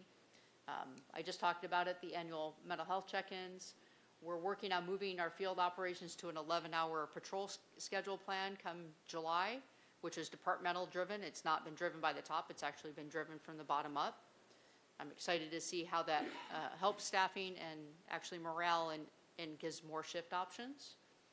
Design a robust recruitment plan. We're going to do some stuff about our external reporting tools, and then do an incident response test in terms of disaster recovery and when it comes to our IT systems. So that's a high level, quick snapshot, but they're all based around those 3 items. So with that, here we go. Now the questions, let them come. Questions from the commissioners?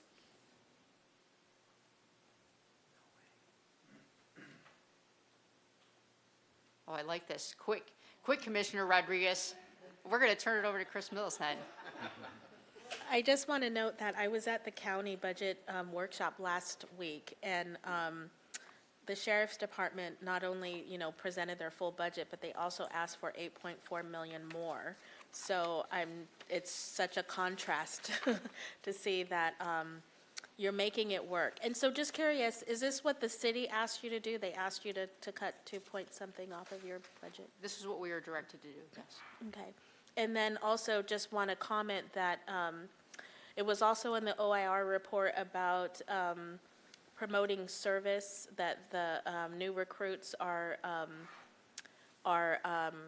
interested in serving the community as a way, you know, of communicating the values of the Santa Barbara Police Department. And I just want to say that is my experience when I talk to officers, that when I've asked them or in workshops, what was your path to becoming an SBPD officer? And I don't think I heard anybody say law and order. I heard them say, I want to serve our community, or they were in school for counseling or psychology and decided to, their career was in policing. So I think we're on a good path, so.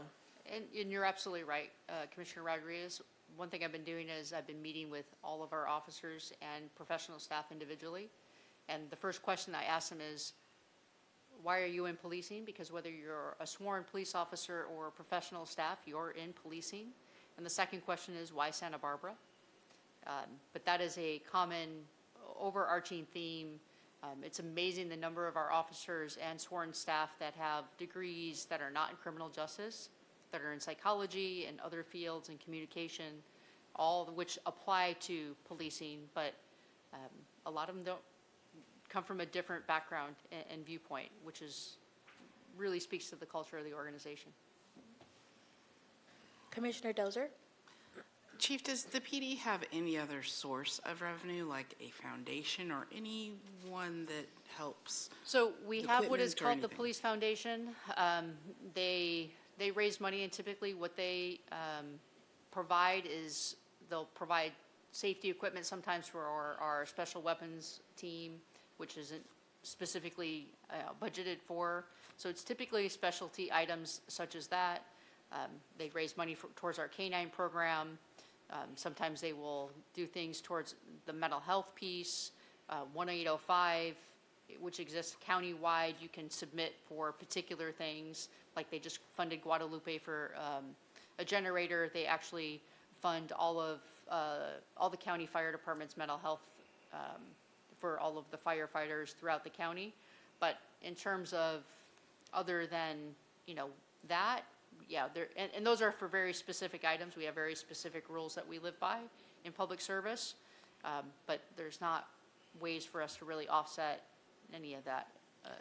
My second question is, in the budgeting process, I don't see any mention here, and I know it's been a hot topic in the past, probably for a million years, of the location of the police department. Is there any talk of a new department, a new location, a larger? So there is a new police station that, if all goes well, the dirt will be turned, and I hope you will all be there when the dirt gets turned in '24.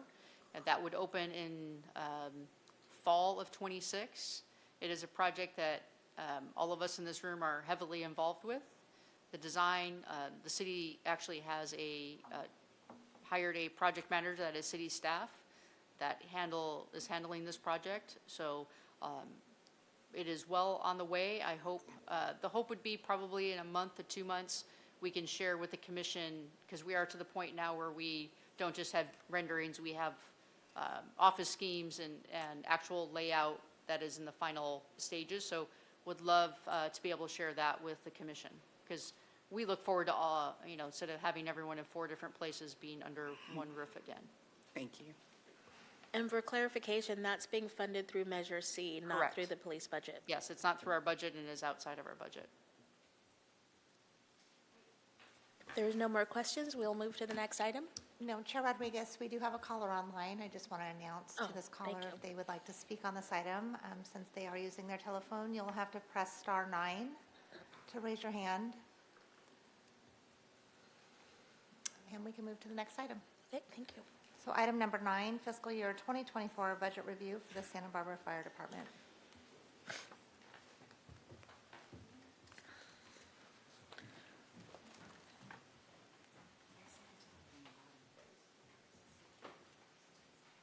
Not that one.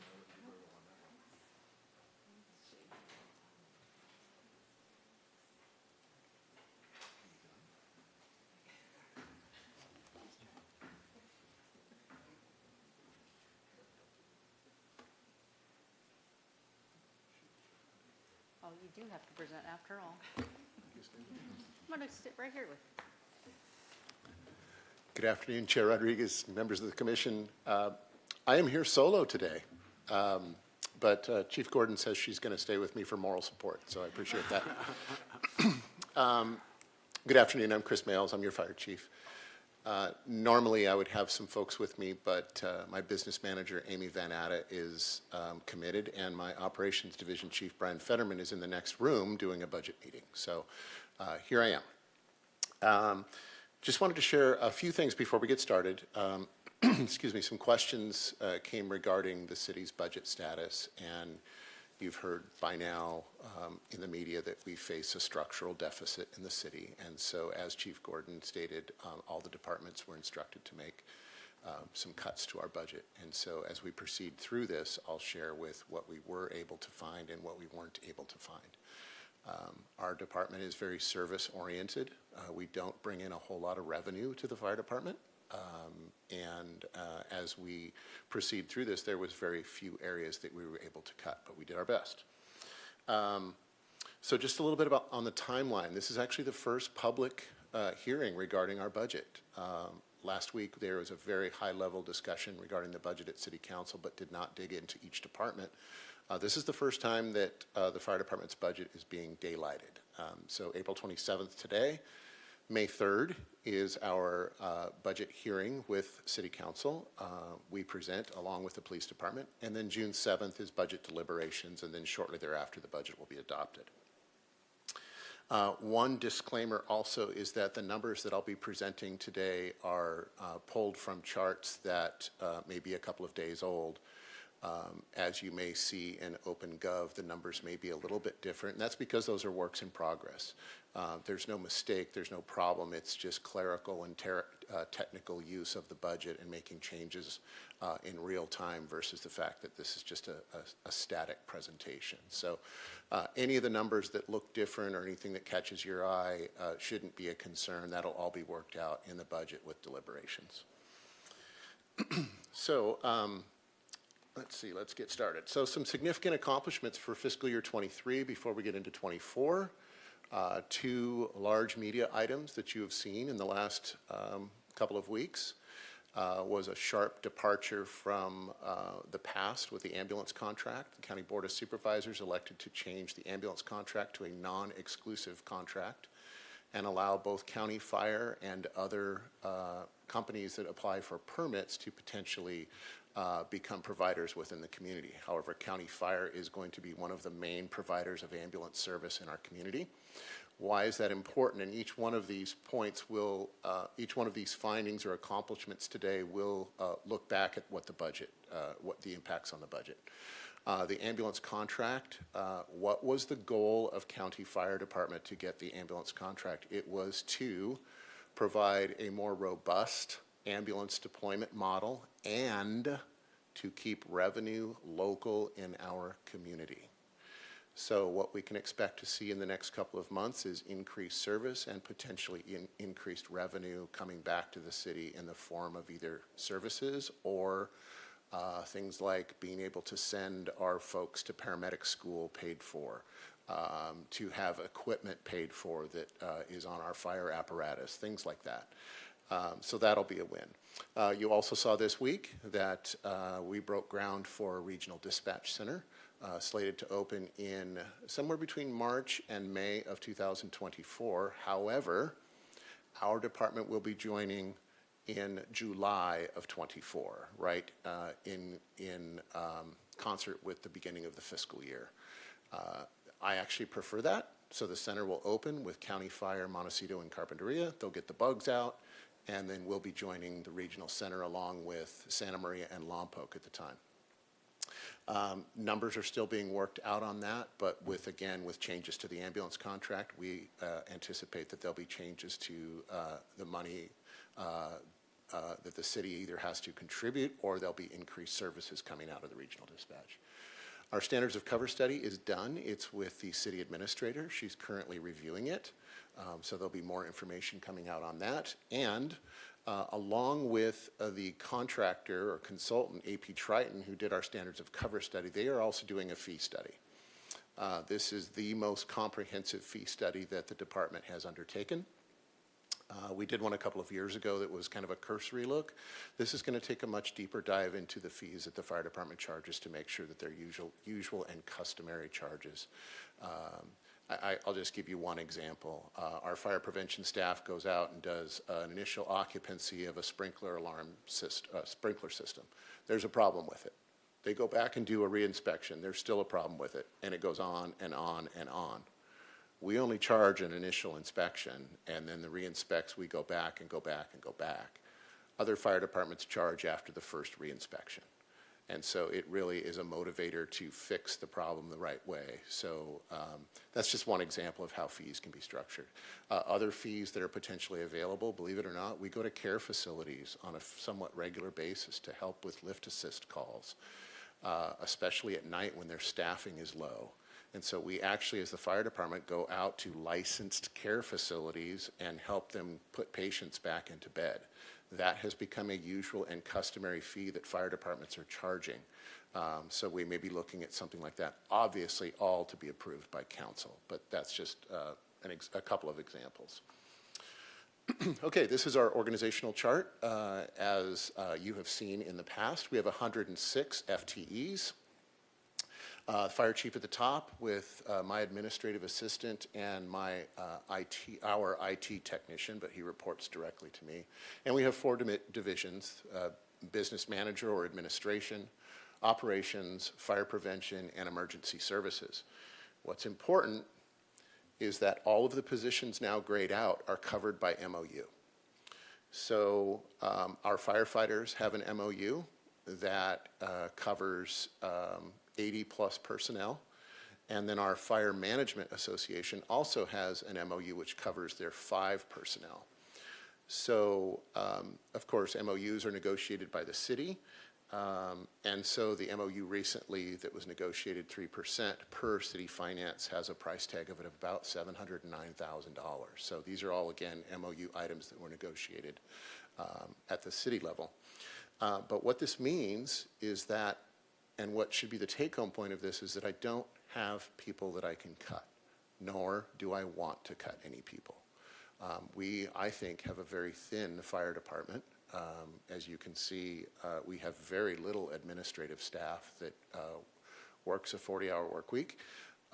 The great majority of our fire department are those on the street serving the citizens of Santa Barbara.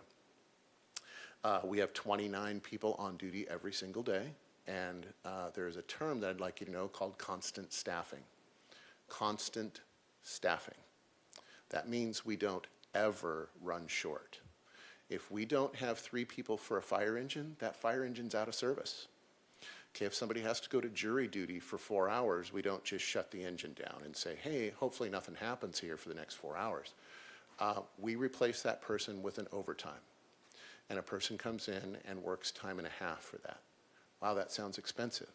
It's actually cheaper than having extra personnel on duty or floaters that we can put into that position. It's about 1.7 times to have an FTE.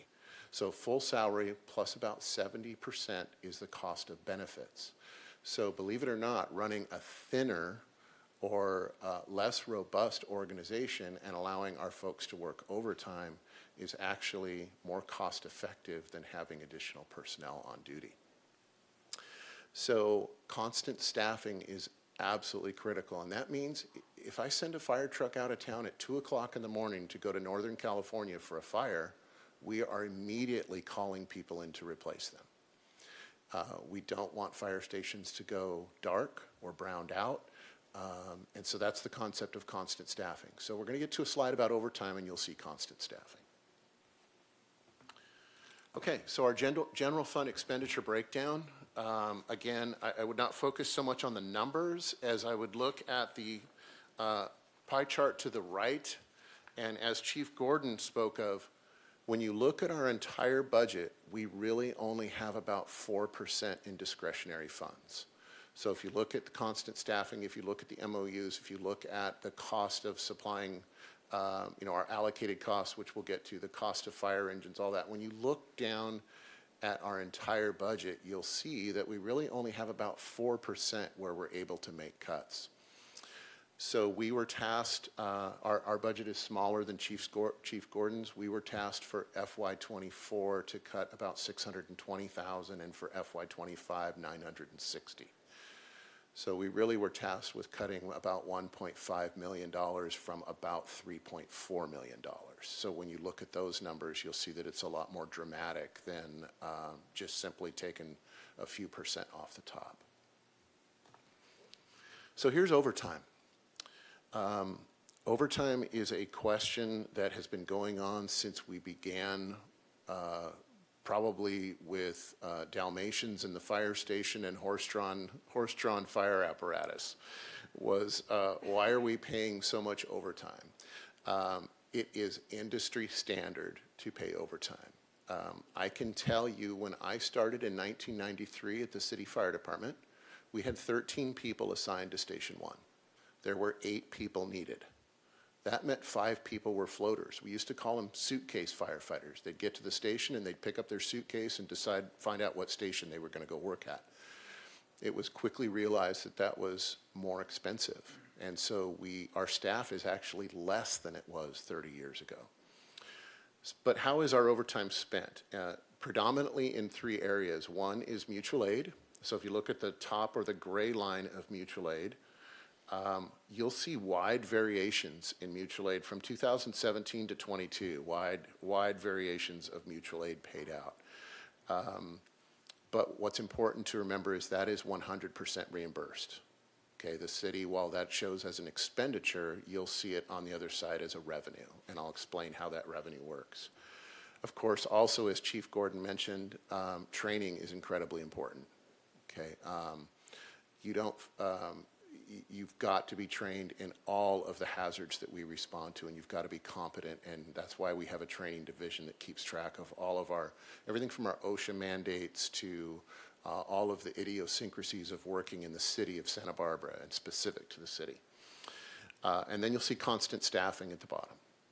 And so constant staffing is the cost of overtime. And again, that has to do with covering for firefighters' positions when they're gone from everything from annual vacation to illness to jury duty to training.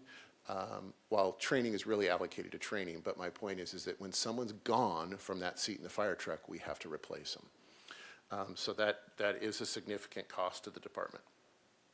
But again, as I mentioned, the drivers of not hiring additional people are not only the cost of the employee, but pensions and everything else. So mutual aid, just a word about mutual aid, and it's a guess. As far as when we get to the expenditures and the revenue, it's a guess. You could ask me right now what's going to happen this coming season for the wildland season, and I'll give you my best 30-year educated guess. But please don't hold me to it, because at the end of the year in January, you'll be like, what happened? I'll be like, we didn't get the heat, we didn't get the winds. It just didn't happen. But it's really important for you to understand that we are very committed to mutual aid, not only in the state, but across really the whole western United States. Our department will send as many as 18 people out of town at a time. While that doesn't sound like a lot, if you think about it, we have 29 people on duty, so that's over half of a shift that we will send out of town at any given time. That number could go a little bit higher in very certain circumstances, but really we think about 18. We are either reimbursed by the state through the Office of Emergency Services, or we're reimbursed by the federal government. When we bill, send people out, we bill at an overtime rate, because if it's Chris's normal day at work, but Chris is gone, Chris is getting paid, but then someone else is being paid to backfill my position at an overtime rate. So we bill overtime, we bill an administrative fee of 18%. We're also paid for the emergency vehicle, and we're paid for any other travel expenses, such as a couple years ago I went to the Delta Fire in Northern California up by the Oregon border. We made it as far as Salinas, and we had to stay overnight. So all of the 22 firefighters in a hotel, we were all reimbursed by the state for that, because the city shouldn't be paying for that. So it's an example of the travel expenses. We typically budget about $1 million per year comes into our budget from the city to manage our overtime associated with mutual aid. We spent $2.3 million last year. It was a big year. If you remember, we hit our first fire of over 1 million acres in California. So we take a guess that it's going to be $1 million, but if we run out of money, we go back to council, we ask for more, and then, of course, it comes back in due time. We have somebody that keeps track of all of those hours and all of that money, and we do get paid back. So our out-of-town commitment, though, is all year round. Usually we think of it as being wildland season. That's the main driver, but we just had 6 people up in Mammoth, and with an urban search and rescue team that were dealing with people possibly trapped in houses or fires that were a result of propane explosions, et cetera. So we had 6 people deployed for, I think it was about 10 days. All that's reimbursed by the state. Okay, so here's, we'll get into our revenues. I'll just go rather quickly. Service charges for the department include fire inspections, but the biggest service charge is the fact that we have a fire station at the airport. The Airport Enterprise Fund pays for that fire station, so it's seen as a revenue in our budget. The airport also pays for a certain percentage of our support staff workload. And so really what it is that they pay for 100% of the cost of the city fire department maintaining Fire Station 8 at the airport. The intergovernment federal and state funds, you can see in FY22, $2.3 million we received from the state and federal government in reimbursement. This year, we're looking at about $616,000, but that could move up. And then you'll see proposed for FY24 and 25, $1 million. And again, I don't know if we'll be under or over. Other revenue, American Medical Response, our current ambulance provider, does pay all fire departments in the county what they call first responder fees. It's designed to reimburse us for the equipment that we use on EMS calls, such as defibrillator pads, defibrillators, oxygen cannulas, oxygen, things like that. So they pay a percentage of that. Again, with the ambulance contract that is changing, that money will continue to come in. Internal charges is the FY22 was a charge for us. It was just moving some money from the fire department to fleet. We ended up changing the way that we went from purchasing some fire apparatus to a lease purchase. So that's where that number came from. Taxes, half-cent sales tax, et cetera, and then some other minor charges. Moving on to expenditures. As I mentioned, and as Chief Gordon mentioned, we're service-related departments. Our job is to have people on the street to take care of the citizens. So the vast majority of our budget, about 90% of it, is salaries and benefits. And you'll see allocated costs that Chief Gordon alluded to or stated. We have no control over those costs. Those are internal city costs. Those are costs such as GIS services, IT services, fleet allocations, things like that. So that money is expected to go up a little bit over the next couple of years because of some of the ways that the city is accounting for other departments' use, including IT. Supplies and services. Special projects, I'm just going to go very quickly. Capital equipment and projects, transfers, and non-capital equipment. Budget manager, if she was here, she could talk with you for 20 minutes until we were all asleep. But for the most part, it has to do with the purchasing and allocation of our fire apparatus, the purchasing and allocation of equipment. One of the things that we've done is we've moved a lot of the majority of our equipment purchase, which is infrastructure, we've moved that to Measure C. And we've created a fund that is sustaining each year with depreciation schedules for really every piece of equipment on our fire trucks. You can imagine we have thousands of feet of hose that needs to be replaced, radios, breathing apparatus, et cetera. So we've moved some funds from the fire department to Measure C, and so there's some differences in the numbers there. Department requests. Some things that we're going to be doing over the next year. The city has asked us to do a better job of tracking our overtime, and we plan to do that. We have a fairly new program, computer program, that is now handling all of our staffing, and it's much easier for us to track. It's very different between sending a firefighter to jury duty and sending a firefighter to Northern California that's reimbursed. So we will be doing a better job tracking our overtime. Mutual aid, we are going to look at different ways of tracking mutual aid and funding mutual aid. Should the city continue to put just $1 million in our budget, or should we just fund it as it comes? It's a different method or methodology, but it also is going to require, council approval, et cetera. It's actually not a bad thing to just have the city put money in. We manage our money, and when all of a sudden this has been a banner year for fires outside our city, we ask for additional funding. We are going to be asking to roll over $300,000 that was given to the fire department over the last 2 years for vegetation management. We have spent some of it, but we're asking to roll it over. The reason for that is that it's been very difficult for us to get contractors, and it's also very difficult for us to work because we only have very small windows of opportunity between weather, between bird nesting season, between availability of contractors, et cetera. So we're asking to roll that over. We're also asking to roll over about $70,000 from a project that was Fire Station 3. We actually completed the project under budget, so we're asking to move some money over to Station 1 so that we can create some better security at the fire station. We've had some firefighters' vehicles broken into, and so we're trying to create a little better security at the station.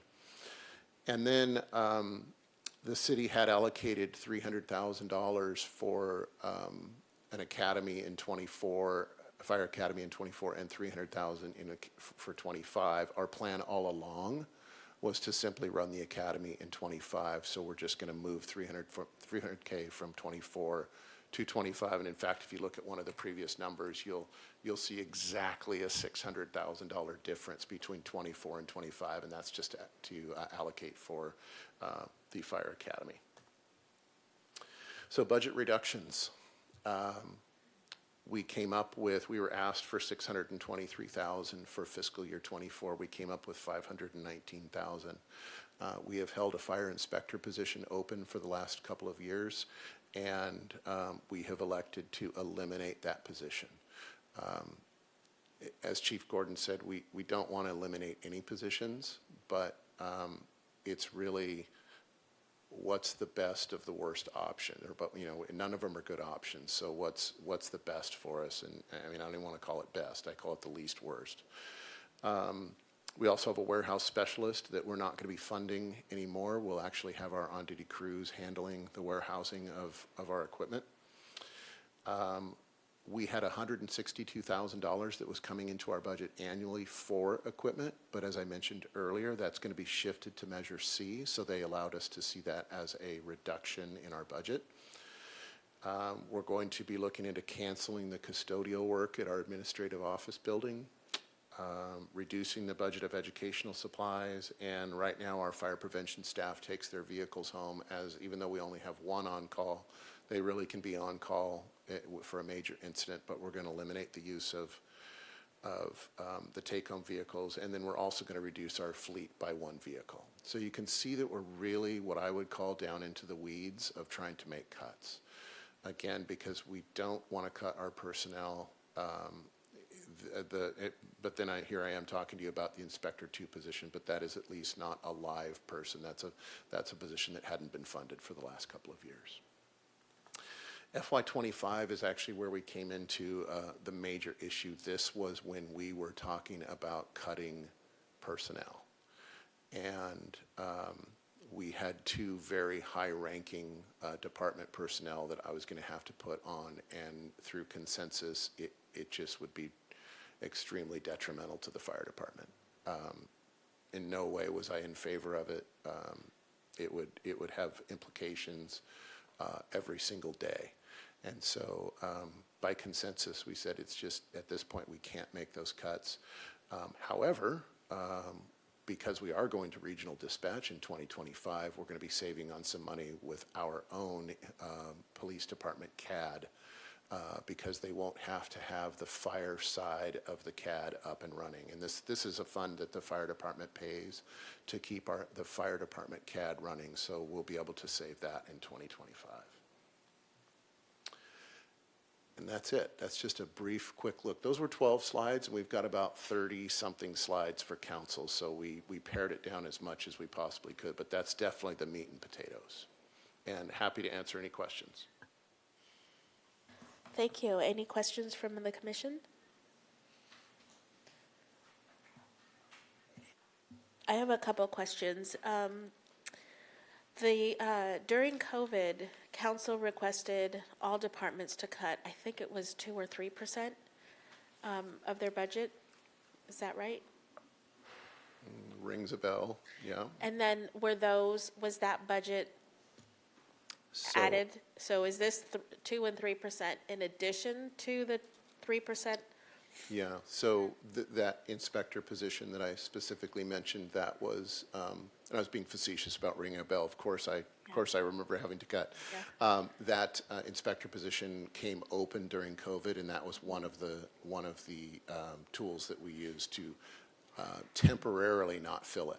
But now that it hasn't been filled during the 2 or 3 years of the pandemic, the choice was, I hate to say, easier to make because it wasn't a live, an actual employee, to just suspend that position permanently.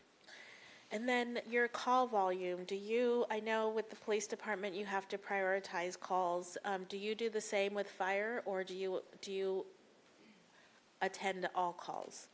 So, Chair Rodriguez, we respond to all requests, all calls for service. They are prioritized.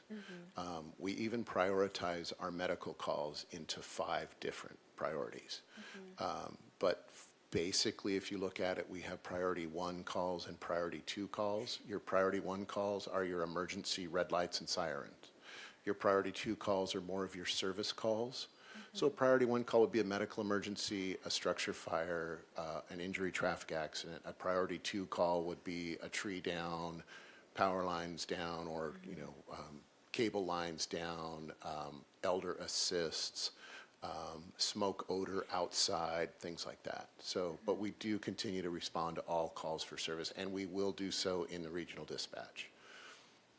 And then my last question, I know that the city and the county have put quite a bit of effort the last couple years on outreach and services for homeless. And I also know that both fire and police receive quite a bit of calls related to homelessness. Have you noticed any changes in impact to your calls? Chair Rodriguez, as I mentioned, the unhoused in our community continue to call for help and deserve help.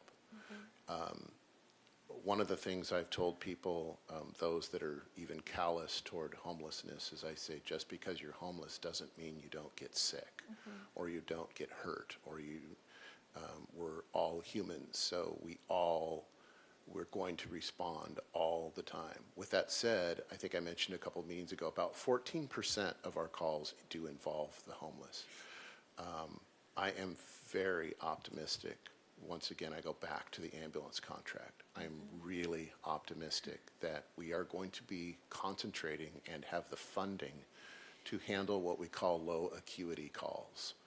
And that doesn't just mean a hangnail or foot pain. That means something that turns into a behavioral emergency. Maybe it's dispatched as a medical, but we realize it's a behavioral emergency.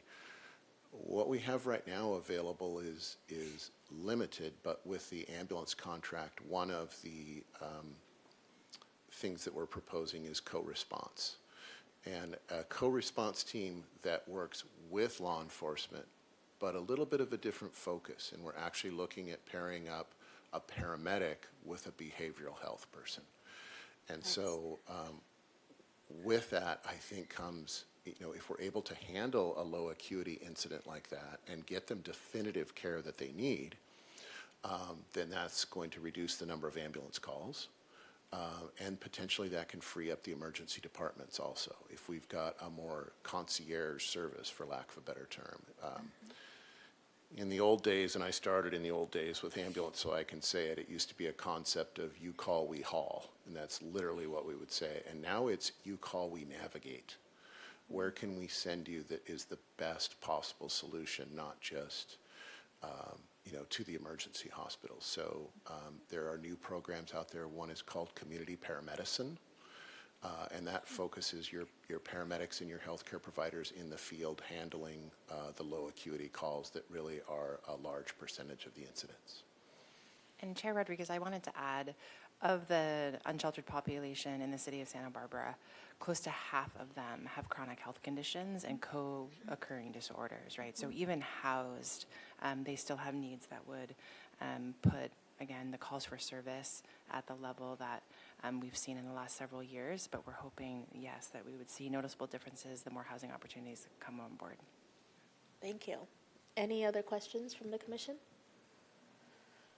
Any questions from the public? So I'll make an announcement now. If you would like to speak on this item, we have one caller online. Please press star 9 to raise your hand within the app. No public comment at this time.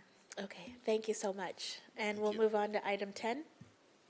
Item number 10, quarterly report of complaints received by the Santa Barbara Police Department.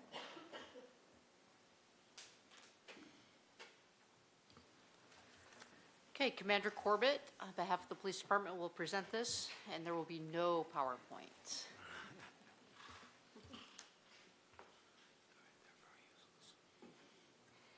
All right, good afternoon, Chairperson Rodriguez and Commissioners. I'm going to report on two items. One is the quarterly report, and another is the information that you requested last month on injuries as a result of the 147 use of force. So in relation to the quarterly report, as stated in Section 20904 of the ordinance, under the powers and duties, specifically Section B4, the Fire and Police Commission receives reports that contain aggregate data regarding internal investigations. So this is on the quarterly section only. There are two specific areas that we report on quarterly. The first is the number of complaints of department sworn employees submitted to the professional standards units on a quarterly basis. So this is for the period of January 1st, 2023 through March 31st. We received 9 complaints. 7 of them are citizen complaints, and 2 of them are what we call internal or administrative complaints. Of those 9 complaints, the second item is the number of pending PSU investigations and the related policy sections of misconduct that are being investigated. So currently there are 4 pending PSU investigations, professional standard unit investigations. Those policy sections that are attached to those 4, and I'm going to give you the number and a short description of the policy sections. One is 807.4, which is improper access of police department records. 321.35C, which is unsatisfactory work performance. 1003.2, which is retaliation is prohibited. And 300.2, which is our use of force. I'm going to report on the injury statistics that you requested, and then I'll take some questions. So the injury statistics, we reported in 2022, there were 147 use of force incidents out of the over 45,000 contacts. I'm sorry? The 147, that was in 2022. We've categorized those for injuries into 4 categories. No injury, complaint of pain, minor injury, which includes minor abrasions, contusions, small lacerations, or serious injury. Of the 147, we categorized, or those reported were under no injury were 81. Under complaint of pain were 16. Under minor injury was 50. And under serious injury is 0. Of the 2022 officer injury, of those 147 use of force incidents, of those reported, under complaint of pain we have 9. Under minor injury we have 35. And under serious injury, which is resulting in days off, too seriously injured to be cleared to work, there were 10. Out of those 10, that included severe sprains, broken bones, concussions. Many required hospital stays or hospital care. Some required surgery. And as a result of either assault on officers or subjects resisting arrest, the number of days that officers, those 10 officers, were not cleared to work full duty was 686. So out of these, this information, I think it leads to the officers being, more injured than the suspects. Can I answer any questions for you? Questions from the commission? No? Commissioner Hill? Just simply because the last set of information was very surprising to me, I'm wondering whether, do we have that in the written documentation? Because I didn't write all those numbers down. Okay, I can provide that in written documentation. Thank you. And just for clarification, so there were 7 complaints this quarter, 4 of them are pending. Does that mean the 3 are closed? Yeah, the 4 that are pending are the ones that haven't been closed. Those are the ones Okay. that are still in process. Okay. Great, thank you so much. And Chair Rodriguez, I just wanted to take a moment to acknowledge the historical significance of the report out that we just received. That is because of the advocacy of our community members, the work of our mayor and council, as well as the direction of the city administrator's office, that we now have quarterly reports on the complaints received by the department, and that we will receive annual reports as those investigations are concluded. So thank you for that. Any comments from the public? Chair Rodriguez, we do not have public comment on this item. Okay, thank you. And we can move to item number 11. Item number 11, AB 481, annual reporting for the Santa Barbara Police Department. Okay, with this will be presented by Commander Charlie Casappas. Good afternoon, Commissioners. My name is Charlie Katsapis, as the Chief mentioned, and I'm a commander at the Santa Barbara Police Department. Today I'll be providing you with some insight, background on Assembly Bill 481 and our department's annual military equipment use report. And I believe that report was provided to you in a documentation prior to this meeting. I'm currently assigned to the Field Operations Division. In that role, I also have a collateral assignment as our SWAT team's commander. And as a SWAT team commander, I've been designated as our department's governing body-specific equipment or military equipment liaison. And so what does that mean? That's a position that came out of Assembly Bill 481. It was implemented in policy in 2022. And that coordinator position is responsible for a few things, including acting as a liaison to our governing bodies, such as this commission, on issues surrounding military equipment and our policies with it, and also preparing an annual report on that equipment's use. So some background and context for you for Assembly Bill 481 and also the government codes that are applicable to it. Effective January 1st, 2022, Assembly Bill 481 was codified into the government code. And it was codified under Section 70.7.2. And Assembly Bill 481 was designed to regulate law enforcement acquisition, funding, and use of what was deemed to be military equipment. And so what the Assembly Bill did was it put a definition to what military equipment is, and it placed it into 15 distinct categories. And those categories vary. They vary anywhere from certain types of firearms all the way to things that you might not clearly default as military equipment. And I'll provide an example that's applicable to our agency is that we have a mobile command post, which is in essence a large RV that's got communication equipment in it. That falls under military equipment under AB 481. Of those 15 categories, the Santa Barbara Police Department has equipment in 8 of the categories. So we don't have equipment in all of them, we have equipment in 8. AB 481 require law enforcement agencies to obtain approval for their equipment's use from governing bodies through the adoption of a military equipment use policy by ordinance. And so on April 19th, 2022, about a year ago, the Santa Barbara City Council approved the Santa Barbara Police Department's policy on special equipment, military equipment, in our inventory list, and so that put us in compliance with AB 481. The Santa Barbara Police Department policy and equipment list can be found under our policy section 707, which is published on our website for everybody to see.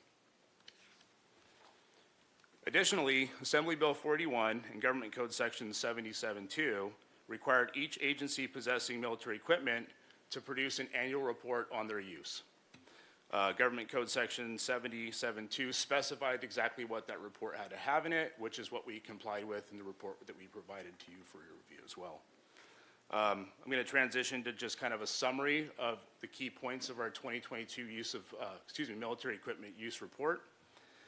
In 2022, our report lists 10 specific equipment items in our inventory that fit the criteria for military equipment under Assembly Bill 481. It provides a description of the equipment and a summary of its use if applicable. Of those 10 items, only 2 of the items in those categories were actually used operationally in 2022. The first item that was used was our Armored Rescue Vehicle, what we call our ARV, and that was used on 6 operations. Those operations were mainly during SWAT or crisis negotiation critical incidents.